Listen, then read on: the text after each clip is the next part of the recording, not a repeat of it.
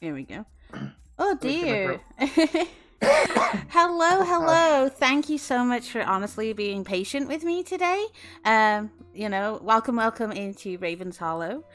I'm a bit out of breath. It's apologies because I just had to run down the stairs and I had to take care of a little emergency at home, a little vomit emergency. If you know. Yeah. I'm fine though. Don't worry.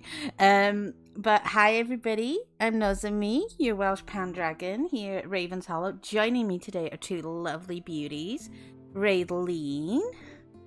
Hello. And Hikari. Hello. Hi. Let's have a scroll what I've missed, by the way. Thank you, Shade, sweetheart, for the follow. I appreciate you. Hello, Circus. How are you, Circus? And Teddy has brought in all the booty Psyducks. Yes. Mm-hmm. All the wiggly Psyduck booty. How are you today, Shade? I hope you're well. Oh, I'm just catching my breath with some tea. Well, try not to breathe the tea. That might not work out very well. Oh God, no. We don't need another coughing fit. But it was a lot, to deal with. Like I can manage any type of mess, not sick though. Mm-hmm. Oh, that sets off a gag. It sets off a gag reflex in me, and I was just like, as soon as I went to go deal with the issue at hand. Got your skeb today. I saw. I'm super happy for you, sweetie. Hi, Inge. Nice. How are you? Yeah, I started a little bit late, but family emergencies come first. It's like we always say, life happens. Yeah. I was literally. It was like I was like when I had the stream on starting soon, issue happened at home, so I was instantly said to the two lovely ladies, I'm like, quick guys, I gotta mute myself, I'll be right back, let's chat. No, I'm not dead. Yeah, and I did say Noza will BRB. Yeah, I'm not sure how many people were here to see that, but I do appreciate it. Of course, sweetie, I'll do whatever I can for you. I just want you to be happy and healthy. Always, thank you. I'm fine. Yeah. Little bad sad day today, but I'm okay, to be honest. No sads. Raylene is a unicorn of love and happiness, and I am here, so you're not allowed sads. I know. I'm not allowed. I will recruit Hikari into my cadre of loving unicorns to grace you with love and happiness until you can't take it anymore. Yes. I'm glad. But yes, why don't you two lovely ladies chat a little bit about yourselves so they get to know my lovely guests as well as I do. So Raylene, would you like to go first? I mean, if they all want to know me as well as you do, we might have to be on a different streaming platform, but I'll keep it to the... Yeah. I'm still never prepared. Some of my friends are extremely perverted, and some of their comments always swing me through a new loop. I'm like, what? How am I supposed to react to this? Capricorn's the same though. Some of his comments just throw me through sideways, and I'm just like, okay. Because I've had many years of practice. Yeah, I had a wonderful teacher. I struggle with compliments a lot. Well, I'll just have to keep giving them to you until we become normal. Shade says they're hella pervy. Yes. Ooh. Well, if you're that pervy, I really want to see that skep now. I think, Shade posted it. It was really cool. Inge is vibing. Oh my god, is that my Poplio, darling? It is. It's my Poplio. Ah! Shade, where did you post that skep? On Twitter, I think. Yeah, on Twitter, I think. Cool. You'll have to link me to their Twitter. Still don't know what a skeb is. It's basically like blind art. Yeah. From what I understand, you basically find someone for a price you can afford. You give them a short description of what you want, and then there's no contact until it's done. And also for people no references, you just tell them a description. You give them say if you have a picture of your model, or if you have. Hikari, why are you not on my stream, lady? I need to give you a shout out. No. I need to give you a shout out and I can't find you. Goddamn. This is safe for work, however, I've lewd art I've made. I've seen your lewd art, Shade. Where's my confetti cannon? Oh, of course. Have you redeemed it, my darling? Yes, it was redeemed. It was actually the very first thing done. Thank you for letting me know. Thank you for letting me know. Cannon. There you go, my darling. Poof. You get an extra poof, too. I'll keep poof. There you go. Hey, Shade, is your Twitter name the same as your, name here? I've also got a new fantasy playlist going too. Yes. Yes, it is. Oh, I think I found you. Yes. All right. But also, so Raylene, why don't you tell our lovely chat about yourself? Oh, and we got a care package from Lion, of course. So, care Lion always package. taking care of us. A care package to remind everybody is we hydrate, we do a posture check, and a stretch. So, yeah. Because apparently I'm a potato. Hey, I had to redeem posture check for you on my own stream yesterday. Oh, that was a nice stretch. And I have tea. My turn. Yep. There we go. Raylene's lewd stretches. I really like how my shoulders and neck pop when I stretch. Oh. Feels so good. Hikari, did you stretch? Yes. Okay, good bean. Good Did girl. you hydrate? Also, that scab looks freaking good. I love that expression. It is. And That is so nice. Hopefully this week I've had confirmation I'm a little closer to getting my model, and I'm like, yes. Yay! I'm so happy. Well, Shade, you got yourself a follow. Hello, on your Twitter. Inge. You redeemed an ara Inge. My. Okay. Ara is that for all of us? iko da ne. Nuh-uh, that one's for me. The other ones have a just for guest. you. Yeah, the guest one is for you, sweetie. Oh. Yes. Are we going to take turns, or will we both do? So, no, it's for whomever requested. So if somebody wants a guest ara, they will pick who they want it from. And then I check, and I'm like, okay, which one do you? If I always make sure my guests consent to either do the ara or the validate person thingy. So yes, engage just in I've ever gremlin done energy. Oh! Before I introduce myself, I should tell Lion. Your package has shipped. Ooh. Remember, he was kind enough to buy me stuff. Oh yes, Lion's honestly lovely. Inge has it seems like the leaderboard is reset again. Oh my. Yep, it's a new week. You did. Wait, is it? Yeah, it's Tuesday. Does it reset on? Yeah, because he was top on Sunday, and then I was off yesterday. God, every time I say stuff, it's like, what you say knows me. Let's turn it into an innuendo. I mean, if you want to start collecting out of context quotes, I'm really good at. I do it sometimes to chat. If say hubby or Izzy are in, like sometimes they say some sus stuff, and I'm just like, while I'm streaming, I'll like screenshot it when they're not looking. Yeah, thrown emails a gifter as well. Oh, that's good. Yeah. Oh, okay. I wasn't sure about that. I had to refund Lion today because one of my snacks was out of stock, and I was like, no. Aww. Inge is aggressively writing. Yes. Inge is the only VIP daddy in stream at the minute. He earned it. Anywho, let's do these introductions before we get distracted more. Shall we?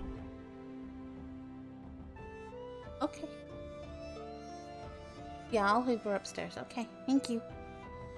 Hello, Pocky. How are you, sweetie? You wanted to say you love me. Oh, I love you too, Pocky. I'm still so proud of you. Pocky recently hit affiliate, so super proud. Aww. I'm super That's wonderful. Mm-hmm. Inge's plotting. That little emote is just Inge plotting. Which is always fun. My house smells very clean. Very clean. Aw, thank you for promoting me, Hikari. New server. Thank you, sweetie. You're welcome. Hope you're doing very well, Pocky. Yes. So, tell chat all about yourselves before we forget. Again. Yes, ADD brain. Oh, yeah. Raven, you're first. Oh, gosh. Well, as stated, I am Raylene the Unicorn, although I look more like an alicorn. I come from a region of space where I stole all of the light of all of the stars near. Heard of it called Boots Void? Yeah, there's a reason it's a void. I stole all the light. I came to Earth and found the humans to be quite fascinating, so I decided to live amongst you all and bring love and entertainment to as many as I can. That's super pretty. Yes, we have a space unicorn. Space-acorn. And next we have Hikari. Oh gosh. I feel like nobody would understand like the Japanese introduction. So I guess I'll do the English one. Hello, I am Hikari Hansha. I am an alicorn from a distant land. I came here to discover humans and everything around it, and I decided to try to be amongst them. And yeah, that's about it. I'm kind of boring. You're not Oh, boring, no, you're sweetie. lovely, sweetie. But I am not a unicorn. I'm an alicorn. Mm-hmm. Hey, we're Don't both get that horny. That's what confused. matters. Yes. Oh God. Ponies, yes. Listen, just because I have a horn. And all I of you mean- know, I keep mine brief because I don't want to spoil my lore yet, which I'm going to be dropping before the new year. Ooh. Yes, but for most people know, I am the Welsh Pandragon Nozami, and Raven's Hollow is my own secret place that I have created by my magic. But for the most part, you will find all that out in my lore, which I plan to drop before the new year. So I'm, gonna keep y'all waiting because I gotta tease you guys somehow. You guys always tease me. And No, so I love teasing. Yeah, in this stream, it's a case of you get loved on. Like, chat have made me cry, like, happy tears a few times, and have just been extremely supportive and pleasant. Also, you'll also see on my stream Jelly Mama and her two little jelly baby children using her as a trampoline as she reads. Bouncy, bouncy. That is literally the best jellyfish gif I ever found. And so many people love to see it because they get so enamored just by watching it.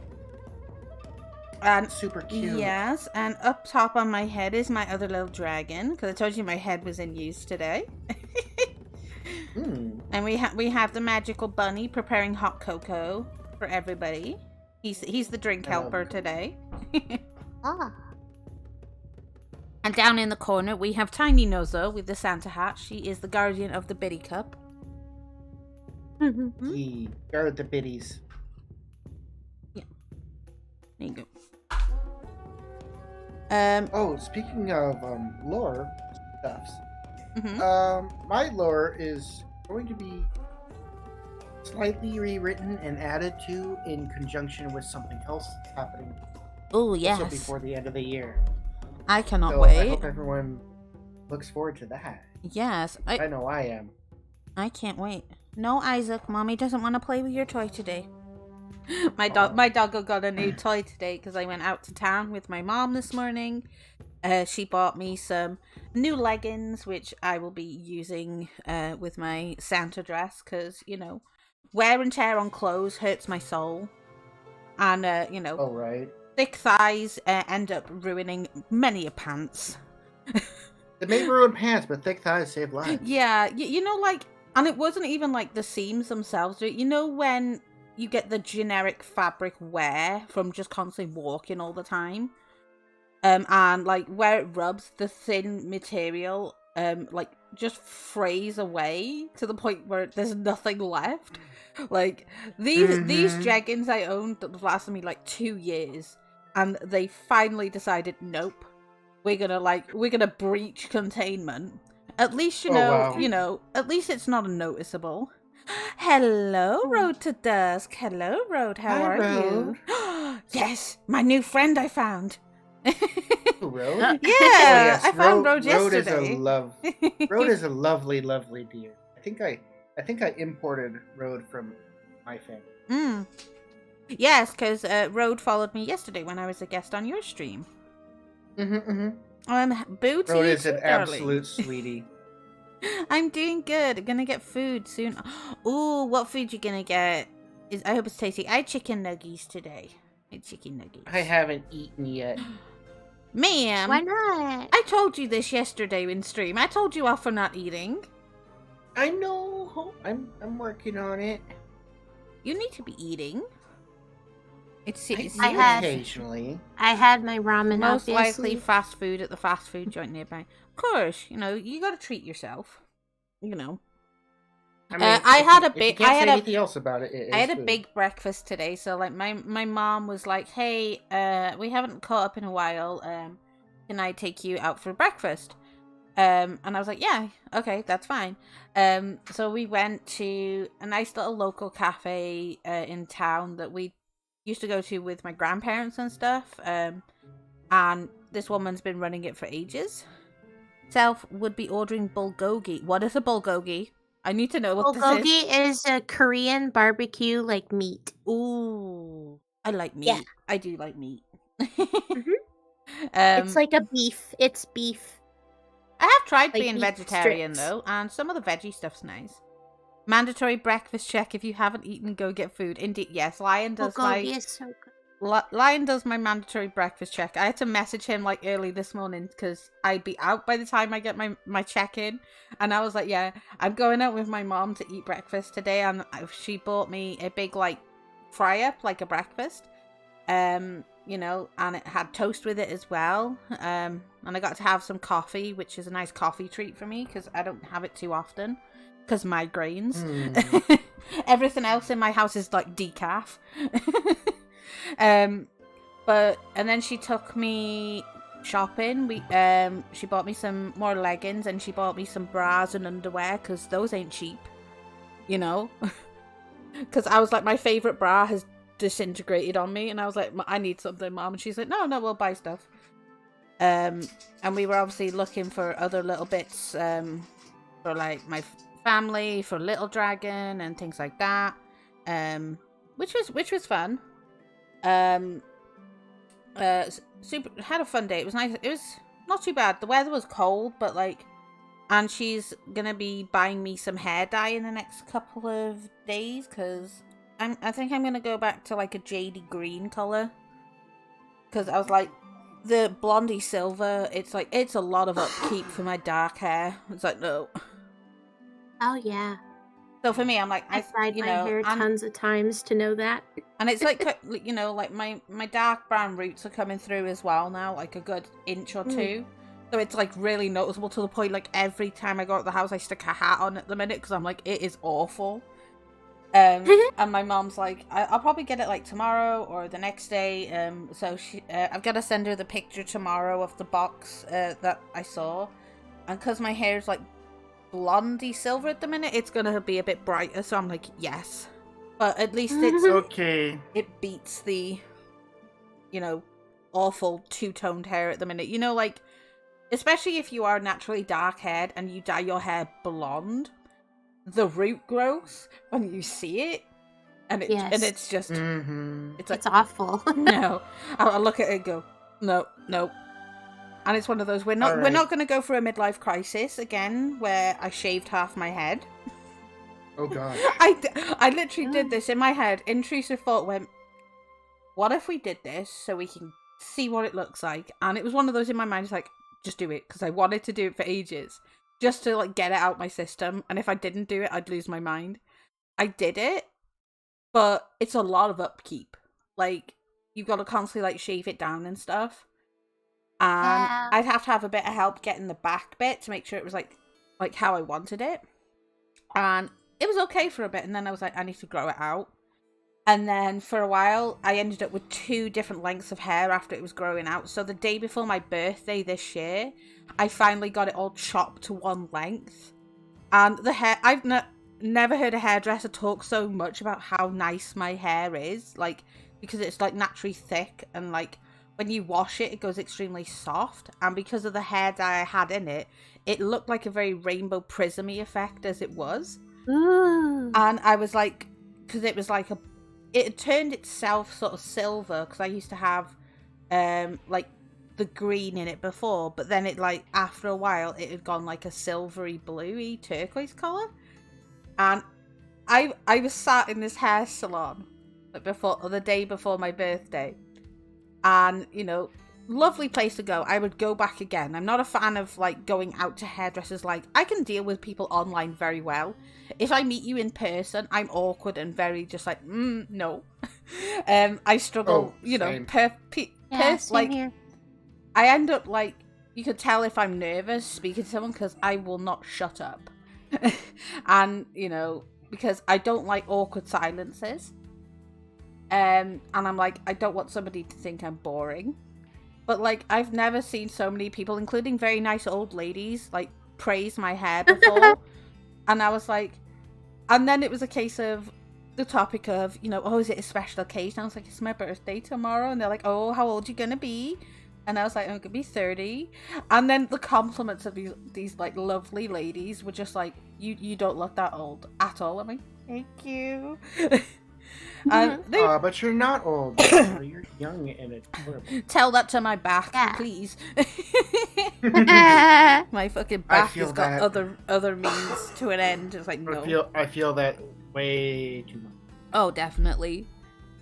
But yes, it is it is a journey. Like, I do like it, but like, I'm like, oh, thank you. But for the most part, when I'm online, it's like, you have such a nice voice, knows of me. I'm like, thank you. You do, though. I do. I know. Like, You there's both have such lovely voices. one of my friends was Aw. like, can you say something in Welsh? So And he's do like, what? you. They were like, what does this mean? And I was like, Uh-uh. I'd tell them Thank and you. I'd say it, and they were like, oh, thank you. Oh, You're not old, you sound amazing. Oh, thank you, Shade. You're absolutely sweet. I feel old.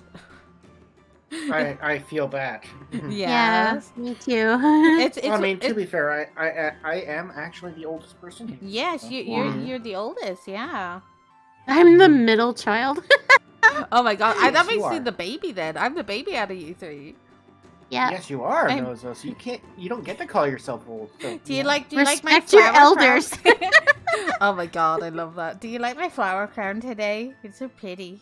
It is It's pretty. adorable. I Trying to love find one that fits how my head angles at the minute, and I was like, yes. I found it cute that both of you decided like on antlers, because Hikari was the one who suggested them to me, and she was like, I want antlers, and then I asked Raylene, and she's like, yes. I'm gonna be 25 this month. A Hikari wanted Christmas to be extra baby. horny today too. A Christmas baby. Listen. Yeah. I love that. Oh, when's your birthday, Shade? That's super cool. December, baby. 30 isn't old. You've got some tune yet. Time yet. Birthday is the 21st. So close to Christmas, honey. I hope you get lots of presents and enjoy a good birthday. Oh yeah. Yay. I'm an August baby. The winter solstice. That is really cool. I do like that. Mine is I mean, too. no, so I think I told you this before, but I'm also an August. You are. I think yours is. Let me see. Yours is a few days after mine, I think. It's not long. Yours is like the end of August? Yep. Yeah, because mine's the 25th, and I think yours was like 30 or 31. 30th, yeah. 30th, yeah. Mine's in 3 months. You're Ooh. no, March baby. Yes. Yes, March baby. March. It's already, yeah, it's already December. I was like, looked at mine. I was like, what day is it? And I was like, what? I almost was born in April, but I was born early. You wanted to come wreak havoc on the world. Yeah. As you do. As you do. And I wouldn't, like, in the 90s when they couldn't figure out, like, gender without looking at the eyes, I would not let them, so nobody knew my gender until I was born. What? Is that a Funny. thing? Is that a thing? Yeah. Mm-hmm. I thought when you go for ultrasounds, they can tell the gender based by what's positioned between the legs on the scans, not the eyes. Well, back in 1990, they didn't have that technology. Yeah, they didn't have it in the 80s either. So they had to go by the eyeballs. Seriously, that tech came out like in 92 then, I assume? You'd look at the eyes and see the X or the Y chromosomes. Mm-hmm. But I kept doing somersaults and wouldn't look at it, so... What? My brain is so broken. Like, what? I did not know this. Yeah. Well, whatever technology they, used to scan me to determine what I was, they got that wrong anyway. Yeah, that's true. That's true. It's like, you put me in the wrong one. Right? Oh, but I do hope you guys are enjoying the new fantasy playlist I put together for you guys. But I actually can't hear it. This is. Do you want me to turn it up for you, or have you got it muted because we're on call? Yeah, I can't do the whole double speech thing. Oh, yeah, no, me that's either. Fine. That is fine. I will definitely if you'll hear it back. But chat it's new for chat. I'm listening to Christmas lo-fi instead. Oh, nice. We also have snow in the hollow because it's December. It's a bit cold, but I keep it. I don't get cold that much because I'm a dragon. I wish we had ugly sweaters to put on. I need to find ugly sweaters. Yeah. I'm gonna be finding ugly sweaters, especially when I get my obviously new model. It'll be a front-facing one, so yes. Like you two have seen it. You two have seen the model, so like I cannot wait. So adorable. But this is actually Hikari's, I think, first Welsh folklore stream with me. It is. Ooh, yes. yay. Because Hikari has been in my Smashers Pass stream. I think that was your first collab as well, sweetie. Yes. So I'm all the new things. Yes, I'm always super happy to have Hikari with us. But for Hikari's knowledge, so I'm Welsh, as many know, and I love telling and sharing a lot of information and old tales and stories with people. Because before I became a VTuber, I was known for my story times on my Discord. And apparently I have a very nice voice for telling stories and just delivering information to you lovely people. And a lot of people showed a lot of interest in learning more about my Welsh heritage. Because, fun fact, I told Raylene this yesterday, my last name in my Twitch name, Nozumi Alwyn. Alwyn is Welsh, which means white footprint, which is related to fair folk who would grow flowers from their footsteps.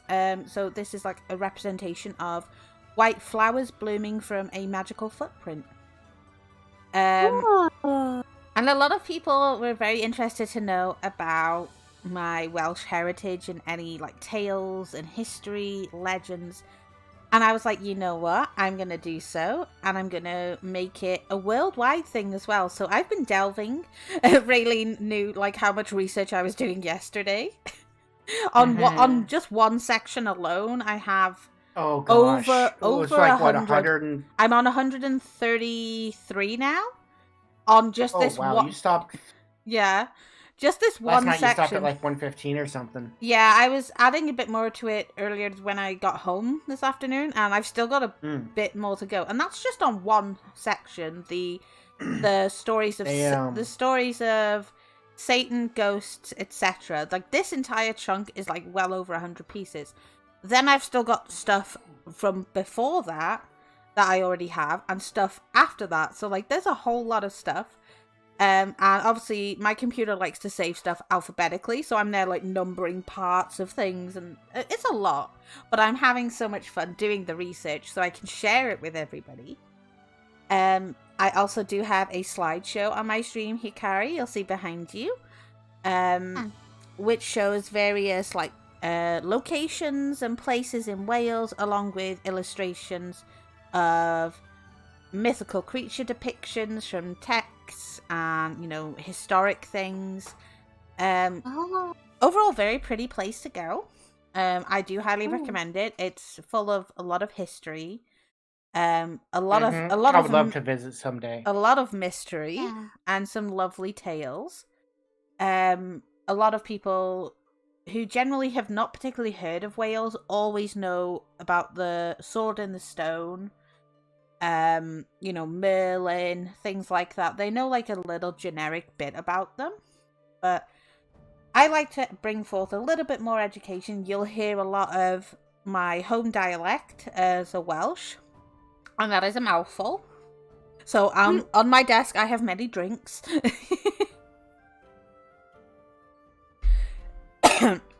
But you're always free to give input and stuff and ask about stuff. Because a lot of people really enjoy the stories. Ooh, excuse me.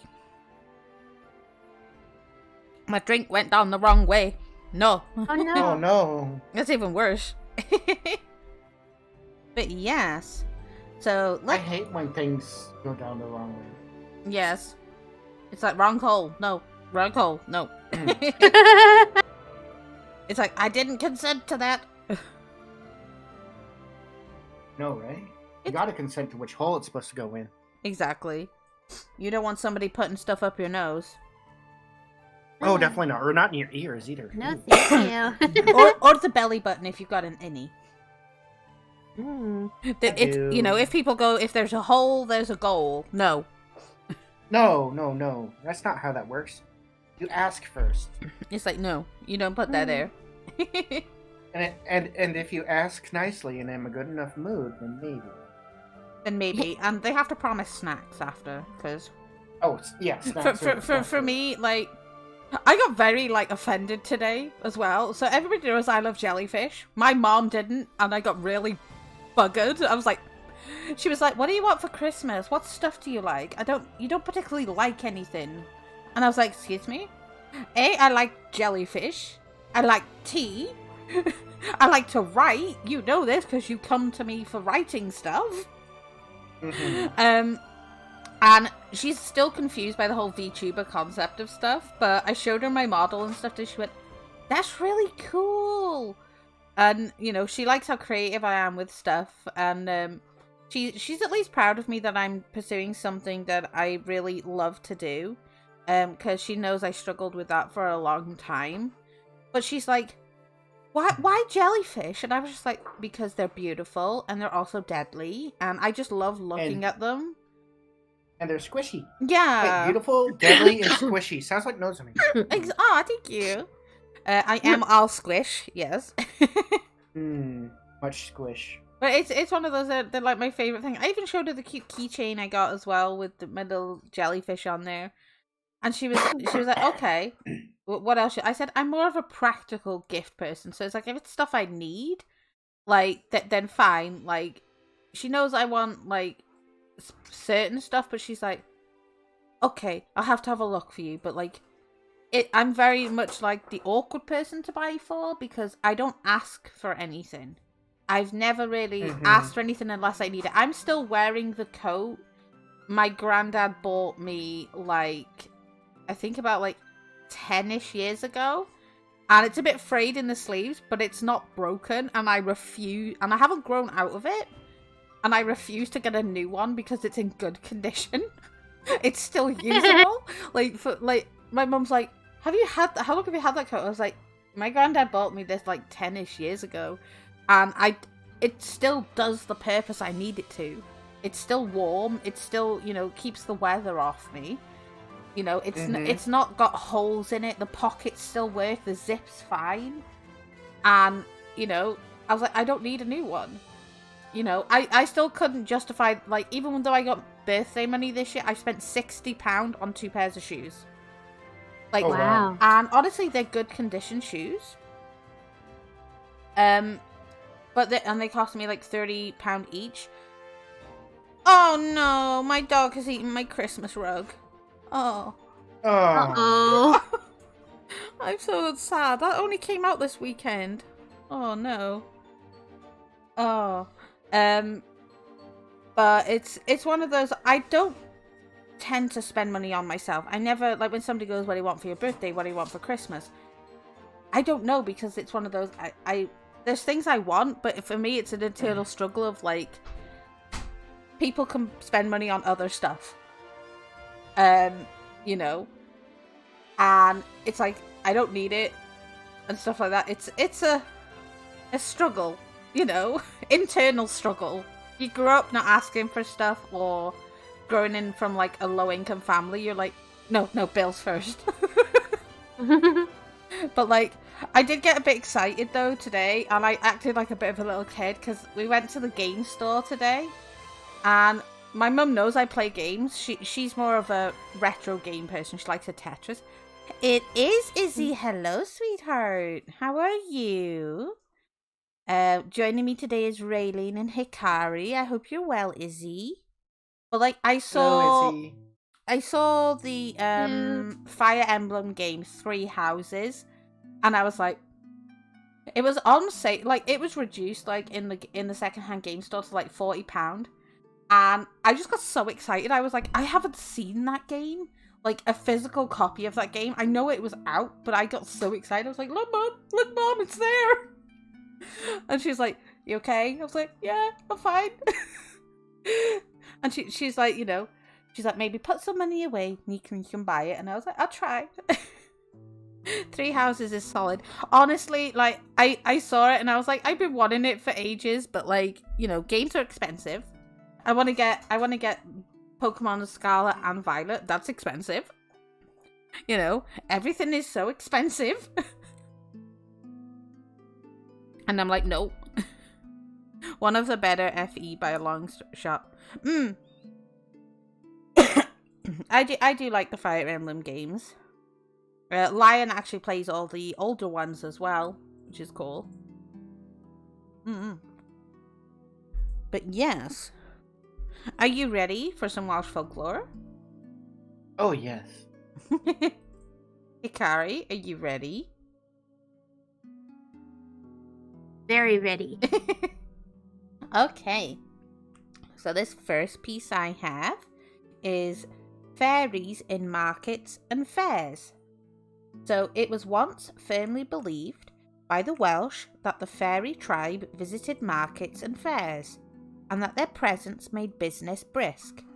If there was a buzz in the marketplace, it was thought that the sound was made by the fairies, and on such occasions the farmers' wives disposed quickly of their commodities. If, however, on the other hand, there was no buzz, the fairies were absent, and there was then no business transacted. Mr. Richard Jones of Tint y Wern in Breneglwys, who, when a youth, lived in Llanbedre parish near Ruthin, informed the writer that his mother, after attending a market at Ruthin, would return home occasionally with the sad news that they were not there, meaning that the fairies were not present in the market, and this implied a bad market and no sweets for Richard. On the other hand, should the market have been a good one, she would tell them that they filled the whole place and the children always had the benefit of their presence. This belief that the fairies sharpen the markets was, I think, general. I find in God Figion, page 97, the following words. Bydd I tylwyth teg yn arfen, myned I farcadoedd I bala, ac yn gwneud twrw mawr heb uneb ei gweled ac i'r oedd hynny yn arwydd bod I farchnad a godi, which is the fairies were in the habit of frequenting Bala markets, and they made a great noise with anyone seeing them, and this was a sign that the market was sharpening. Hello, Zen, my lovely mod. How are you, darling? Why is shield mode on? Enable 1 month follower mode. Eisen, what are you doing? Why is chat cleared? Because Eisen is checking stuff again. My goodness. Oh no. My mod is I have many mods. Testing. Eisen, warn me next time. I know. Zen, meet other mod manager Eisen, my manager. I'm so slow. Hey, Izzy. Bruh, I can only chat once every 30 seconds. Yes, Eisen is my manager, but he's also checking stuff. But next time, check with me. Don't thank you. Thank you for checking. Eisen. If you need to test, honey, let me know. You scared me, bro. I was like, I'm panicking. What? Apologies for that. That's okay, Eisen. Also, Zed, meet one of our other mods, my manager, Eisen. Eisen, meet Zen. Yes. Raylene Hikari, this is Eisen. He is amazing. Hello. Oh, thank you, Izzy, for the care package. It's like y'all know I'm potatoing myself. Ooh, big stretchy. And I have my drink. My turn. Hello, gentlemen. That was one hell of an entrance. It was. We need to put warnings on. We need to put warnings on Raylene's stretches. It's like warning, lewd noise. Stretching feels good. Shush.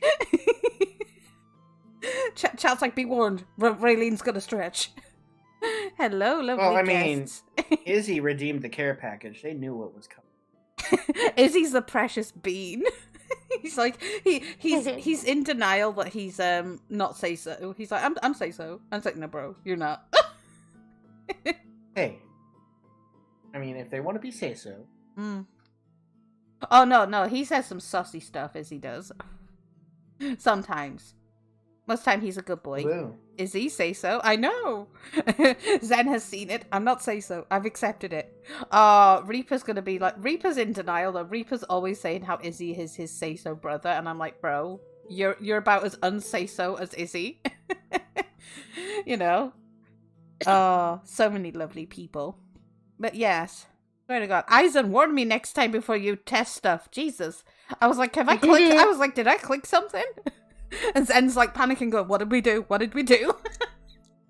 I was like, we're safe, bro. I was testing, ma'am, sir, respectfully, you're free to test. You can test whenever you want. I don't mind that. But just give me a heads up before you test stuff and be like, yeah, knows me. I'm testing stuff. That's fine. You can do whatever you want. You know I give you full reign. Eisen, I give you full. I give you full reign. Oh, you've obtained Maybe you your need to first tighten shrimp. those reins. Oh, honestly, Eisen, Eisen's free to do. Eisen gets a bit excited sometimes, like a kid with candy. True, that's a fair bargain. Like, you know, Eisen takes very good care of me and my journey and my stream. He's also making sure I get my new model this week, because he's best. But yeah, you guys are free to. My mods are always free to test stuff. I mean, like Crumbs was the one who helped set up my my Discord and Throne commands. The payment's complete. Sweet. I should get it for. So I'm not streaming tomorrow, so that means Thursday. Oh my God, Thursday, you guys! Ah. If it goes through. Kyber sends his regards. Oh, please give Kyber all my love. Kai is also one of my other ones. Intro No, not the intro one. My art daughter Bunny. My art daughter Bunny asked if she could make me a piece. So I will be doing the intro PNG when Twitch pays me. Yes, don't worry, sweetheart. He's angry about... And again, he cannot be angry because it's for you. Aw, thank you. Bunny. Bunny Bay. Is it the same Bunny you think of, though, Zen? Bunny is a sweetheart. I introduced Bunny to Ruin the other week. She lost her mind. Hopefully soon I'll be getting my sketchbooks. I'm dying to draw again. Oh, yeah. Excuse me, which Bunny? You know our Bunny, Eisen? You know, our artist Bunny? My adopted daughter Bunny? Bunny Bay? Yeah. But Bunny's been trying to reach out. The one in Shadows and Alice's Dream. Oh, no, not Bunny, sweetie. Not that one. Bunny Bay is an artist who works with myself and Eisen on our voice acting stuff. And she's basically I've adopted her as my daughter because she looks up to me a lot, and she asked if she could make me something. You will know them soon, Zen, because I will be giving Bunny a lot of credit and hype for her skills, because honestly, she is a sweetheart. She has a lot of respect for myself and Eisen, and honestly, I want to help her succeed in, doing well in her dream as well of being an artist. Like, her art is super good. Of course, Zen. Honestly, I think I'd make Bunny cry because, she's honestly such a sweetheart. But I'm also local guardian for... Exactly. Bunny's honestly precious. And she was really... she was fine with me being... I can be a bit nitpicky, but she was like, I want as much details from you as possible. If I don't draw something to your liking, tell me. I will change it. I will alter it. And before payment was ever, sorted, she wanted to make sure I was absolutely 100% happy with the model. I've shown Eisen the model as well, and a few others, and they agree. Honestly, there's so many people who do want to support Bunny as well, so I'm going to be helping her reach out to better herself. Of course. Yes. She's very specific about work ethics and likes to verify from clients again and again until things are sorted out. Honestly, she is a sweetheart. Her main priority as an artist is to make sure the client is 100% even above satisfied. The amount of time she put into I think it was within just about 2 weeks she'd got my model finished. I think less than that. But every day she was consistently, messaging me about it, informing me, Honestly, she's so sweet, I'm hoping, honestly, I can give her the exposure she needs. And I think, she wants to make a career out of it. And she's a diligent student as well. She still studies higher education and, still finds time to put out amazing stuff. But she works with myself and Eisen in our VA stuff. And she's honestly a sweetheart. I think she's sweeter than me sometimes. And apparently that's not a thing, because she's like, no, you're Nozomi senpai. And she calls me her mom, and I'm like, that's fine. And she was like, can you be my mom? I said, yeah, I will adopt you. You're fine. I'm happy to do that because she's honestly lovely. Sweeter than you? Oh, I think she is anyway. I think a lot of people are sweeter than me, personally. Zen, you're sweeter than me and you're a gremlin. You're my gremlin dude. You're very sweet though. ASMR of cans. Yay. I'm enjoying my cream soda stash that I got off Elf. Ooh. Oh, exactly, Zen. When the model, is gonna be launched and stuff, I will be dropping her socials and everything as well. I think Bunny's in my server as well, I think. I think she's also in Ruin's server. So in India, we must refer to elders in proper honorifics. Otherwise, it's taboo on our folk and culture. But most of our younger team calls you ma'am. Yes, exactly. Even though Eisen is my manager, I treat him with a lot of respect, but I get treated like a queen, pretty much. And I honestly love them all for it. They call me ma'am, and I'm like, I think it's really sweet, and I love learning about, Eisen's culture and everything. And even though, they're helping me as a creator and supporting me, and technically Eisen and Kyber are my bosses and such, they give me such respect. It's amazing. It's different than my trolling to you and others. Honestly, you're like the bro I always wanted, dude. You're just so chaotic. I love it. I love the energy. And you're always so kind and stuff, Zen. But yes, Eisen takes good care of me, even though sometimes I do remind him to take care of himself as well. and to stay on track with stuff. Because he likes to please a lot of people and overworks himself. Very diligent manager. But he has to take care of himself too. Yeah, I will out you, Eisen. I am everyone's son and brother after all, to anyone that takes me. Oh, yeah, dude. You're amazing. I hope you get your PC soon, though, Zen. You know, because it sucks not seeing you as much since you moved, bro. I miss you. It's like, I gotta get you on my talk show next year, bro. As I've got... Because I'm launching the... I'm gonna launch the VTuber, like, talk show on my stream after the new year. I can't wait. I need to get... I know. Like, it sucks, bro. Like, computers are life at this point. Especially if you... You know, this is your chosen career path. It's like, I need it. My sister got a new kitten as well recently, and she's called it Merlin, and I'm like, I'm here for this. Yes. That's adorable. A little black cat. Hopefully Aww. after New Year's my parents are holding me back. Yeah. Hopefully you can get the courier to ship it over and stuff, bro. You know? Get the computer back.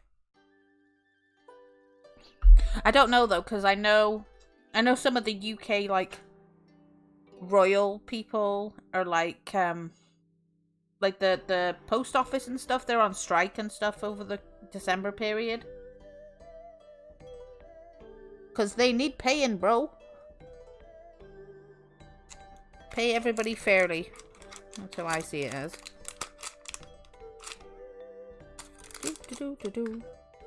I have a mixed array of songs at the moment. Not my chosen career path, it's my hobby. I'm more progressed in game and software design. Oh yeah, you're working on your coding and shit, bro. That's awesome. Coding. I tried dabbling awesome. at coding like a long time ago, like just with like Roblox games and shit, and I was like, eh. Ooh. I don't have the patience for it. With my ADD brain, it's like a million other things to do, and I'm like, no, I do that. But I like writing, right. And I love voice acting, and I love VTubing and doing what I do. Working on the big game over the last year and a half, and the new game is coming in January 23. I need to see these. Yes. I need to see these when they're done, sir. I wonder what kind of game it is. My intern company put me into a big project. Ooh, I can't wait. What's the game, or are you keeping it a surprise? I need to know now. Yes. I want to know at least the genre. If it's a turn-based game, I'm like, yes. I'm not too good with, like, you know, point-and-click games. You know? It's one of my all-time favorites. It's a shooter. Oh, that's awesome.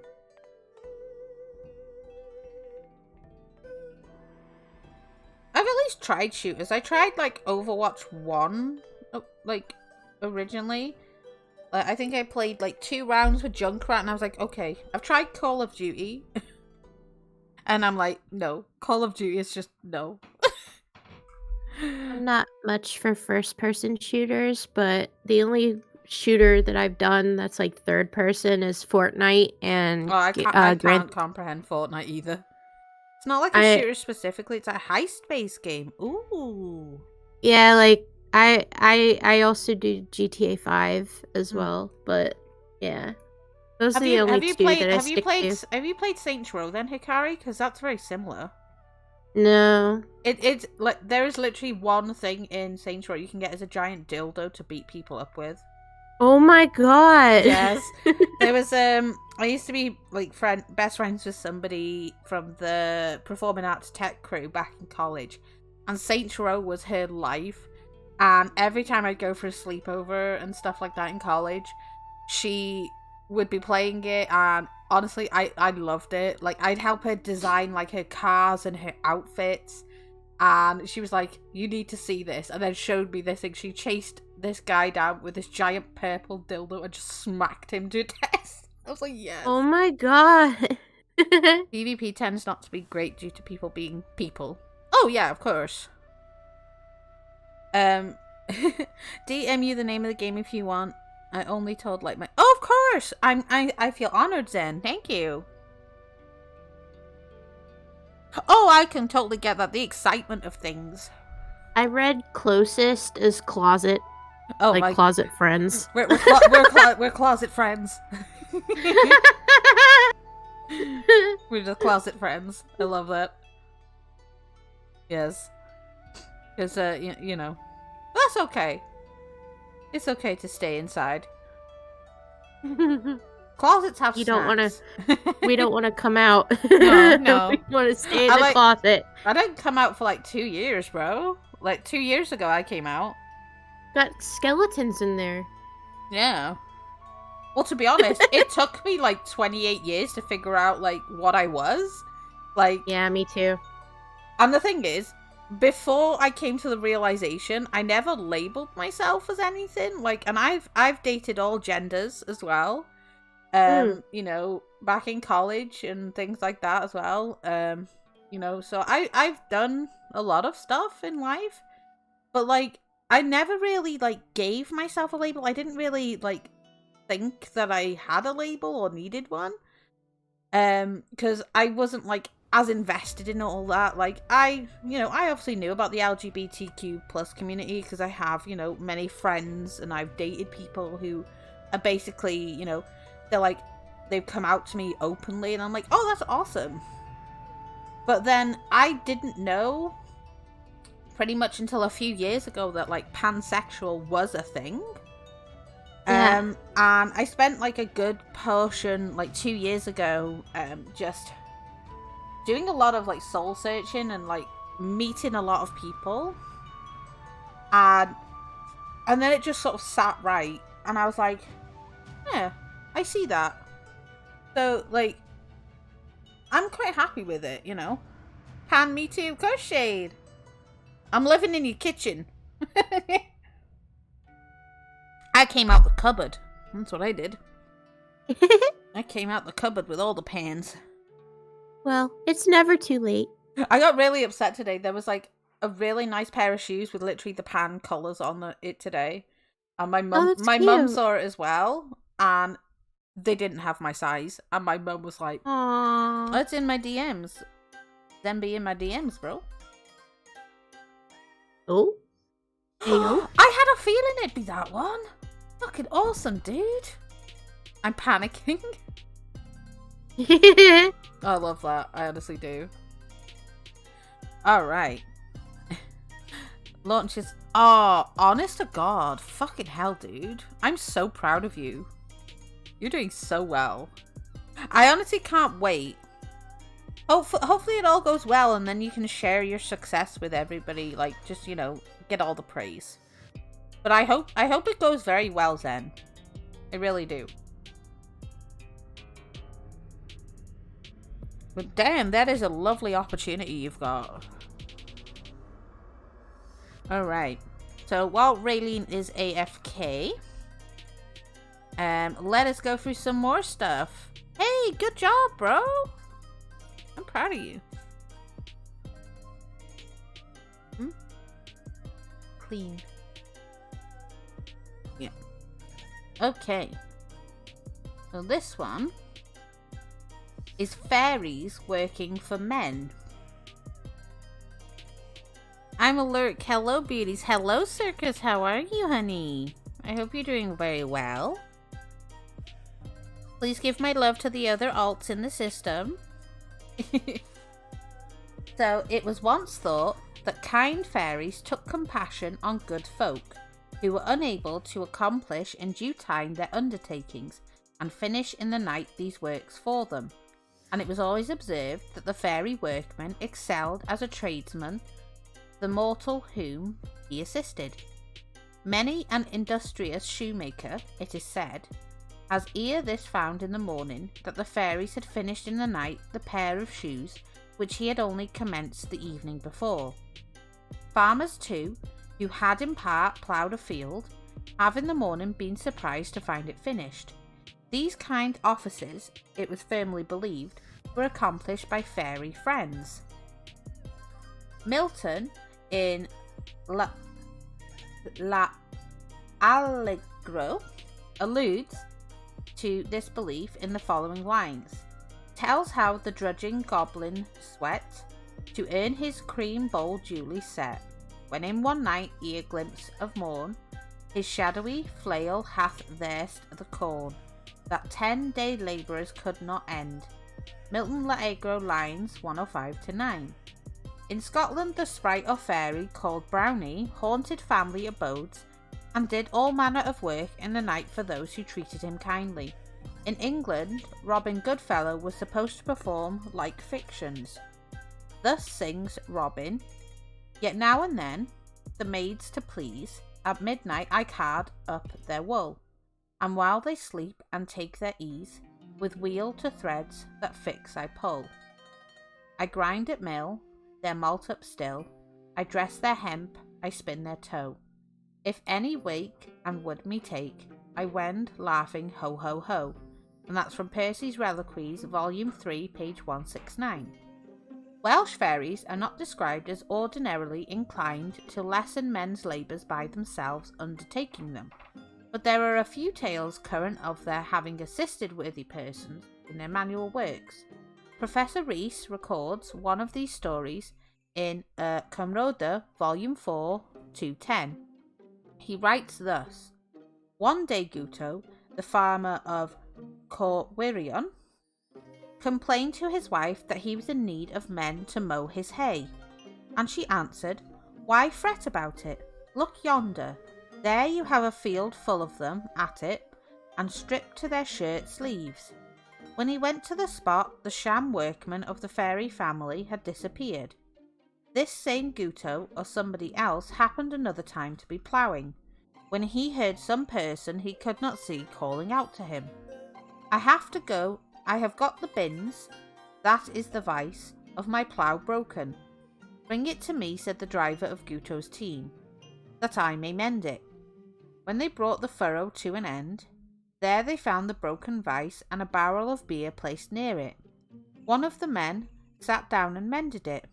Then they made another furrow, and when they returned to the spot, they found there a 2-eared dish filled to the brim with bara a clwrw, or bread and beer. You just returned. Awesome. That's pretty cool. Fairies helping those in need, like honest, hard-working men. I suppose as well, if you have like a trade of like giving back to the land, you know? I thought fairies were supposed to be like the mischievous, like troublemakers.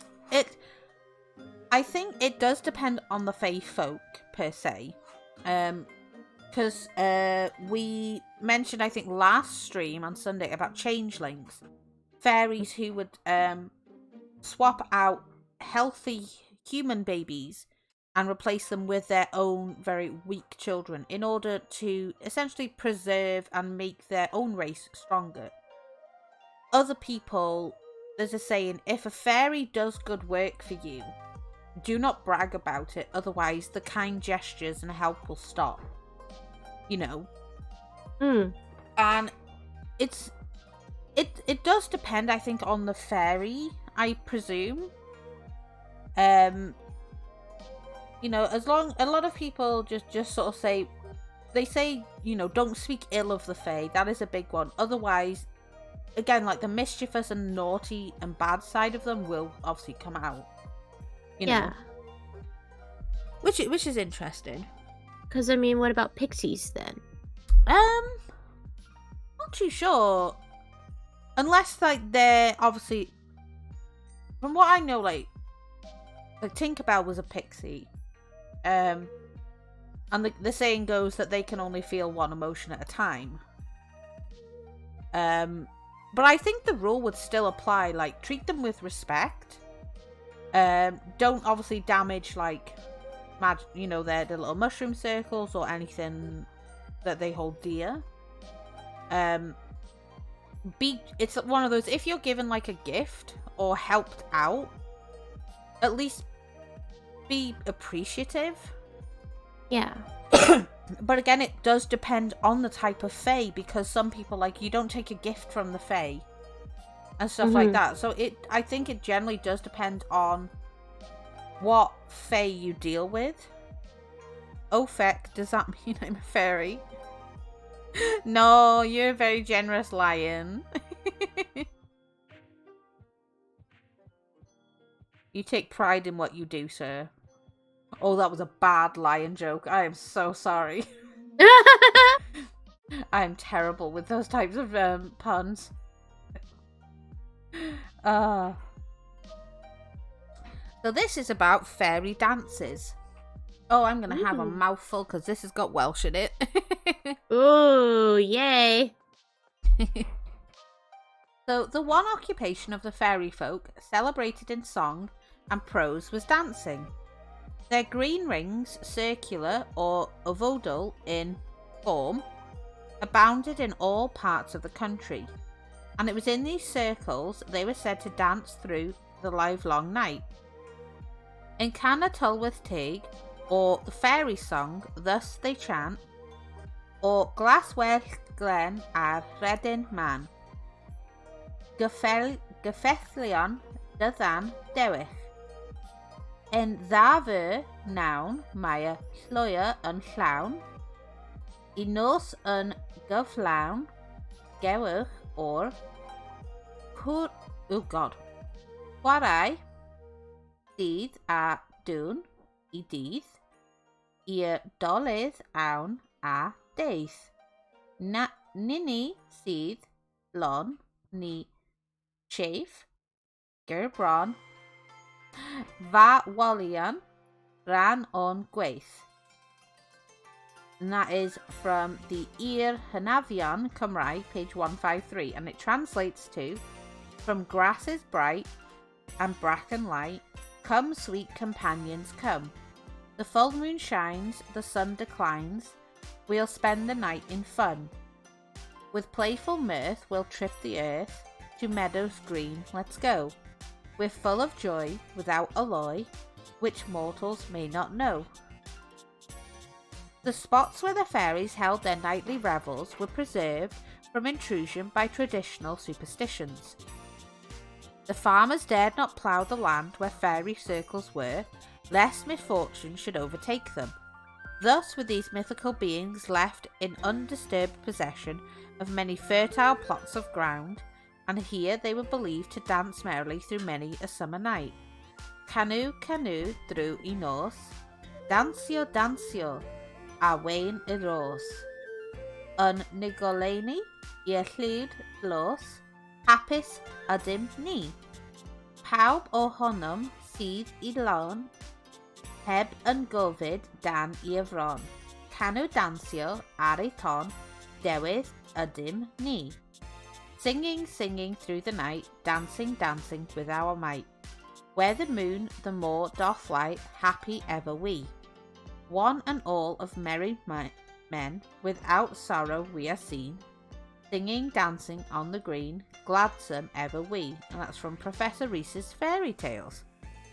Lion wants me to say the long Welsh name. Okie dokie. Oh boy, here we go. So that is Llanfair Pwthgwyngyll Gogerach ond Dynobog Llantysilio Gogogwch. I would still love it every time.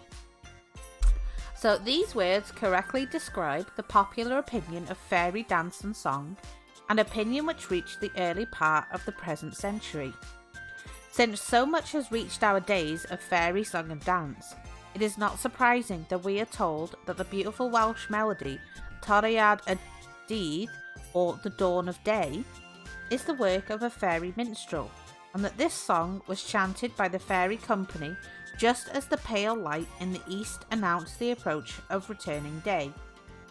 From Chaucer 1340c to 1400c, alluding to the fairies and their dancing in his Wife of Bath's Tales, writes, in oldie days of King Arthur, of which the Bretons specken get honour, all was this lond fulfilled of fairy, the elf Quen, with higher jolly compagnie, danced full oft in many a gren med.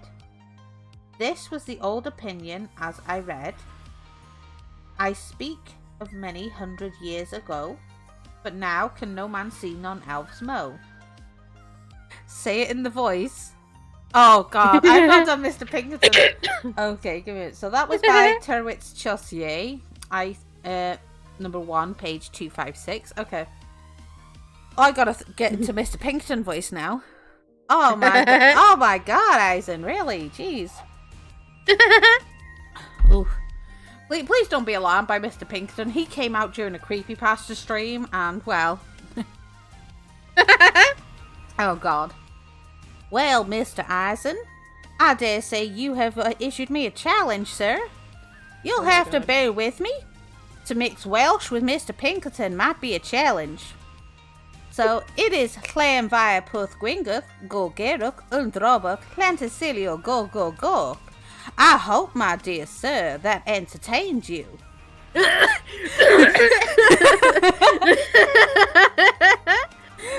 Did you like Mr. Pinkerton? Yeah. Oh, well, thank you kindly, young Miss Hikari. Maybe you should do the voice the entire rest of the stream. Oh my goodness. Say it in the voice. That was very interesting. Well, I thank you very kindly, Mr. Eisen. That is quite the compliment for a little demon as myself. But I hope you should know making a deal with Mr. Pinkerton can be very dangerous for your soul. That's why Gentleman, she's the VA team lead. I am indeed one of the VA team leads.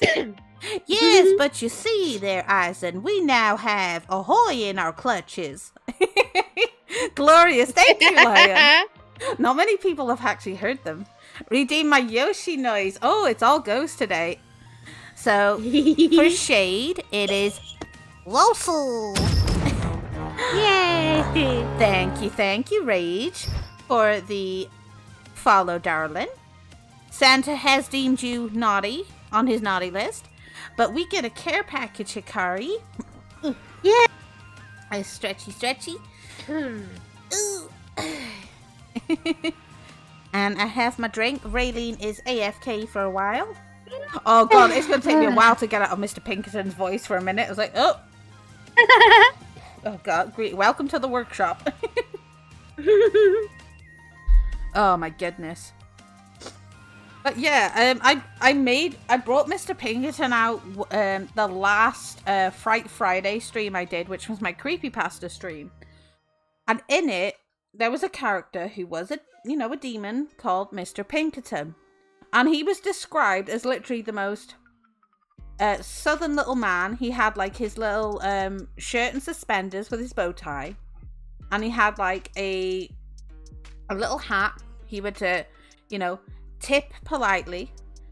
But it was how he was like a very southern drawl, but very chipper and happy man. And he's the kind of guy of like, you definitely want to make a deal with Mr. Pinkerton. And he was a very and I was like, I have found a voice that I absolutely love, and I was like, I absolutely enjoy doing it. And I'm like, and I did the entire Mr. Pinkerton had a lot of lines in this particular story about it was a gentleman basically trying to save his wife in per se, to make sure she doesn't die because she was on life support due to an accident. And in the end, it was such a really challenging tale. He got tricked. Do enjoy the stream and chill in the cozy workshop hut hidden beneath the horizons of the mountains. Of course. Raven's Hollow is a magical dimension that was created by Nozomi. It's essentially a very safe space. And of course I can blend in with humans, because, you can't see my horns and tail right now. But yes, my new model will be available to use, I'm hoping on Thursday. I'm super, super excited. Yay! Yes. I can't wait to see it. I know. Meanwhile, you can freely traverse the lands of Raven's Hollow tucked below the tree line, camouflaged to suit your taste of an absolute cozy life. Honest to God, Eisen's very smooth. He's an amazing tour guide. I love him. Inge is vibing. Oh, Inge, did you get to hear Mr. Pinkerton? Oh yes, Eisen. Do meet our resident VIP daddy, Inge. Inge is very supportive, Eisen. He's the champ for gifted subs. And he's very supportive. We love him. Always knows how to cheer me up, which is nice. Ah. It's okay, he hasn't got his title anymore. the week reset. The week reset, no. and he was like, no. It's okay, I'm still shook over my first ever hype train was a level 7. Like, bro. Just bro. Maybe you'd be able to get it again sometime. You got your gun. Maybe. Don't maybe. Inge's in the chat. That's a challenge to Inge. Maybe. My title. Yeah, the week reset, honey. It was the week reset because it's Tuesday now. So, yeah. It's up for grabs pretty much. I think Lion is the top of the bit chart. He's like the bit king at the minute. So that's okay. I'm safe.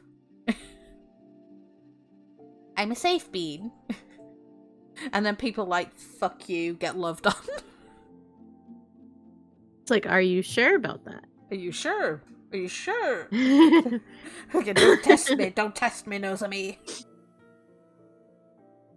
Y'all playing a very dangerous game there, Miss Dragon. No. I love that voice. That brings me some sort of joy. And honestly, I loved your like reaction to him, Hikari. I was like, I have found a weapon. It's just funny because like a lot of people think that's how people sound where I live, but it's not true. Yeah, it's like, oh yeah, we're very hospitable down here. We're like a big family. Like, y'all best come over now. We're making meatloaf. I can't. I love that. I love that. That's such a wholesome and happy response, and I'm so happy that somebody finds such joy in my Mr. Pinkerton voice. I'm like, yay. I freaking love it. I was still shocked I could do the long Welsh place like in Mr. Pinkerton's voice. I was like, that was a challenge to me. Like, I'd never done that before, and I was like, damn, that was easy. I'm getting better every day with my skill. Yeah. And it's one of those people like, you have such a nice voice, Nozomi. I'm like, y'all, have you heard my voices? Have you heard? I mean, I'm sure if like push comes to shove, my southern would come out. And then, save. That are some daring words, don't you think? Oh no, yeah, daring. I dare you, sir. I dare you. Little tiny Nozomi, just fighting words today. And then I created Tiny Nozo, and that voice is something of its own. It's, oh, you're so sad. Fish are friends, not food. That one still takes a bit of tweaking. Never heard that one before. It's a bit of tweaking because Tiny Nozo is a very high lilted voice for me. Because I'm quite a low one. I be sleeping. Have a great one, Nozomi. Okay, Inge, you have a nice sleep. And if you sometimes take care. My voice gets low. I'm safe. I'm safe from King Inge today. My voice completely changes when I go Japanese too. Yeah, because you lived in Japan for a while, didn't you? No, I didn't live there. I just visited. It's doodling while I watch. Doodles are I would nice. love to live there, but honestly, yeah, yes. I visited there for a little bit. Yeah, you're very good with like your Japanese like knowledge and like stuff. It's nice. Oh, thanks. I tried learning it, and I was like, no, I can't. I have like the sharp tongue for it because I tell people I'm like, I want to learn other languages, but like if I learn like something like Spanish, Spanish has a very loose tongue. It's very loose, and I don't have that. And my tongue is very. Roll your R's, and it's really hard. I can't do that like No. at all. So, Japanese is very, very sharp, and it's easier for me to pronounce everything. And roll my R's. I've honestly been like doing a bunch of stuff with Japanese culture and whatever for like since I was 10. Yeah. So I've been doing a whole lot with research, and Welsh is a mouthful because it's the double L's that throw you off. Yeah. And stuff like that. I'm like, oh my god. It's a very pretty language, but I don't think I'd be able to learn it. You know what we should do is like one day we could maybe do a collab and do like the Duolingo, like oh my god, learn language stuff together. That'd be cool. amazing. That would be cool. Yes, we need. I'd love to do that. I'm gonna definitely try and do that myself. And at least you can do Duolingo on the browser. So I'm like, hell yeah, I'm gonna make one of those happen. That's gonna be fun. It's like, okay, what language are we doing today? Fuck. I'll definitely do that. And I'll be like, okay, we're gonna try and learn this. And I'm like, I apologize to all my lovely speakers and chat members who speak this language. I will butcher it. I apologize. Like, I'm Welsh, and even some Welsh words like throw me off because I have to look at it again and go, nope, that's how I pronounce it. But yeah, I don't know, like, I want to be fluent in Japanese, but I'm not really. Like, I know the basics, and I know quite a bit to get a simple conversation. I might do Welsh Duolingo with people and be like, learn, people, learn. That'd be fun. Yeah. I'll have to definitely do it. If people really like the idea of that, I will so do it. You know what we should also do is, like, Welsh food tier list. Oh my god. Yes. That'd be awesome. I'd love to do that with you. I would love to do that. Honestly, like, some Welsh food is extremely very nice. And a lot of people are thrown off specifically by Welsh rarebit because they go, do you eat rabbit? And I go, well, yes, but that dish isn't a rabbit. Like, Welsh rarebit is essentially, it's just cheese on toast. It's a type of cheese on toast. Yeah. But, I had rabbit before, though, so I can't say much. Yeah. So, in the days of the father of English poets, the elves had disappeared, and he speaks of many 100 years ago. When he says that, the fairy queen and her jolly company danced full, often in many a green meadow. Number 419 of The Spectator, published July 1st in 1712, states that formerly every large common had a circle of fairies belonging to it. Here again the past is spoken of, but in Wales it would seem that up to quite modern days, someone or other was said to have seen the fairies at their dance or had heard of someone who had witnessed their gambols. Robert Roberts, Tyserig, Cloganog, enumerated several places such as Nanthu, Clocanog, Craig von Bannog on Mynydd, Hiraethog, and Fronago, Llanfrog, where the fairies used to hold their revels, and other places such as Moel Famau have been mentioned as being fairy dancing ground. Many an aged person in Wales will give the name of spots dedicated to fairy sports. Information of this kind is interesting, for it shows how long-lived traditions are, and in a manner, places associated with the fair tribe bring those mysterious beings right to our doors. I will now relate a few tales of mortals witnessing or joining in fairy dances. The first was related to me by David Roberts. This scene of the dance was the hillside by Pont Petriol between Rhuthun and Cerrig y Drudion. So number 1 was a man who found himself on a heap of ferns after joining in a fairy dance. A man who went to witness a fairy dance was invited to join them. He did so, and all night long he greatly enjoyed himself. At the break of day, the company broke up, and the fairies took their companion with them. The man found himself in a beautiful hall with everything he could desire at his command, and here he pleasantly passed the time ere he retired to rest. In the morning, when he awoke, instead of finding himself on the couch in Fairy Hall, he found himself lying on a heap of fern on the wild mountainside.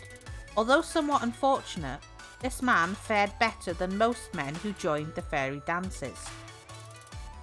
Number 2, the fairies threw dust into a man's eyes who saw them dance. This tale is taken from Cymraeg V, page 176, and is from the pen of Glasinus. I give it in English. William Ellis of Cailwern was once fishing in Llyn Cwm Silin on a dark, cloudy day when he observed close by in the rushes a great number of men, or beings in the form of men, about a foot high, jumping and singing. He watched them for hours, and he never heard in all his life such singing. But William went too near them, and they threw some kind of dust into his eyes, and whilst he was rubbing his eyes, the little family disappeared and fled somewhere out of sight, and never afterwards was Ellis able to get a sight of them. The next tale Glasinus shall relate in his own words. It appears in Cymru V immediately after the one just related. So 3, a man dancing with the fairies for 3 days. Y mae gweled, go, debyg am llu, o'r enw llyn I fynonau. I'r oed yn oreisio, y dansio, a thelynio I fidlo yn bydys a gwas o gellu ffryddiau. A ddau gi un, e canol un, nedoi ac yn Francia, mor sionc ei neb.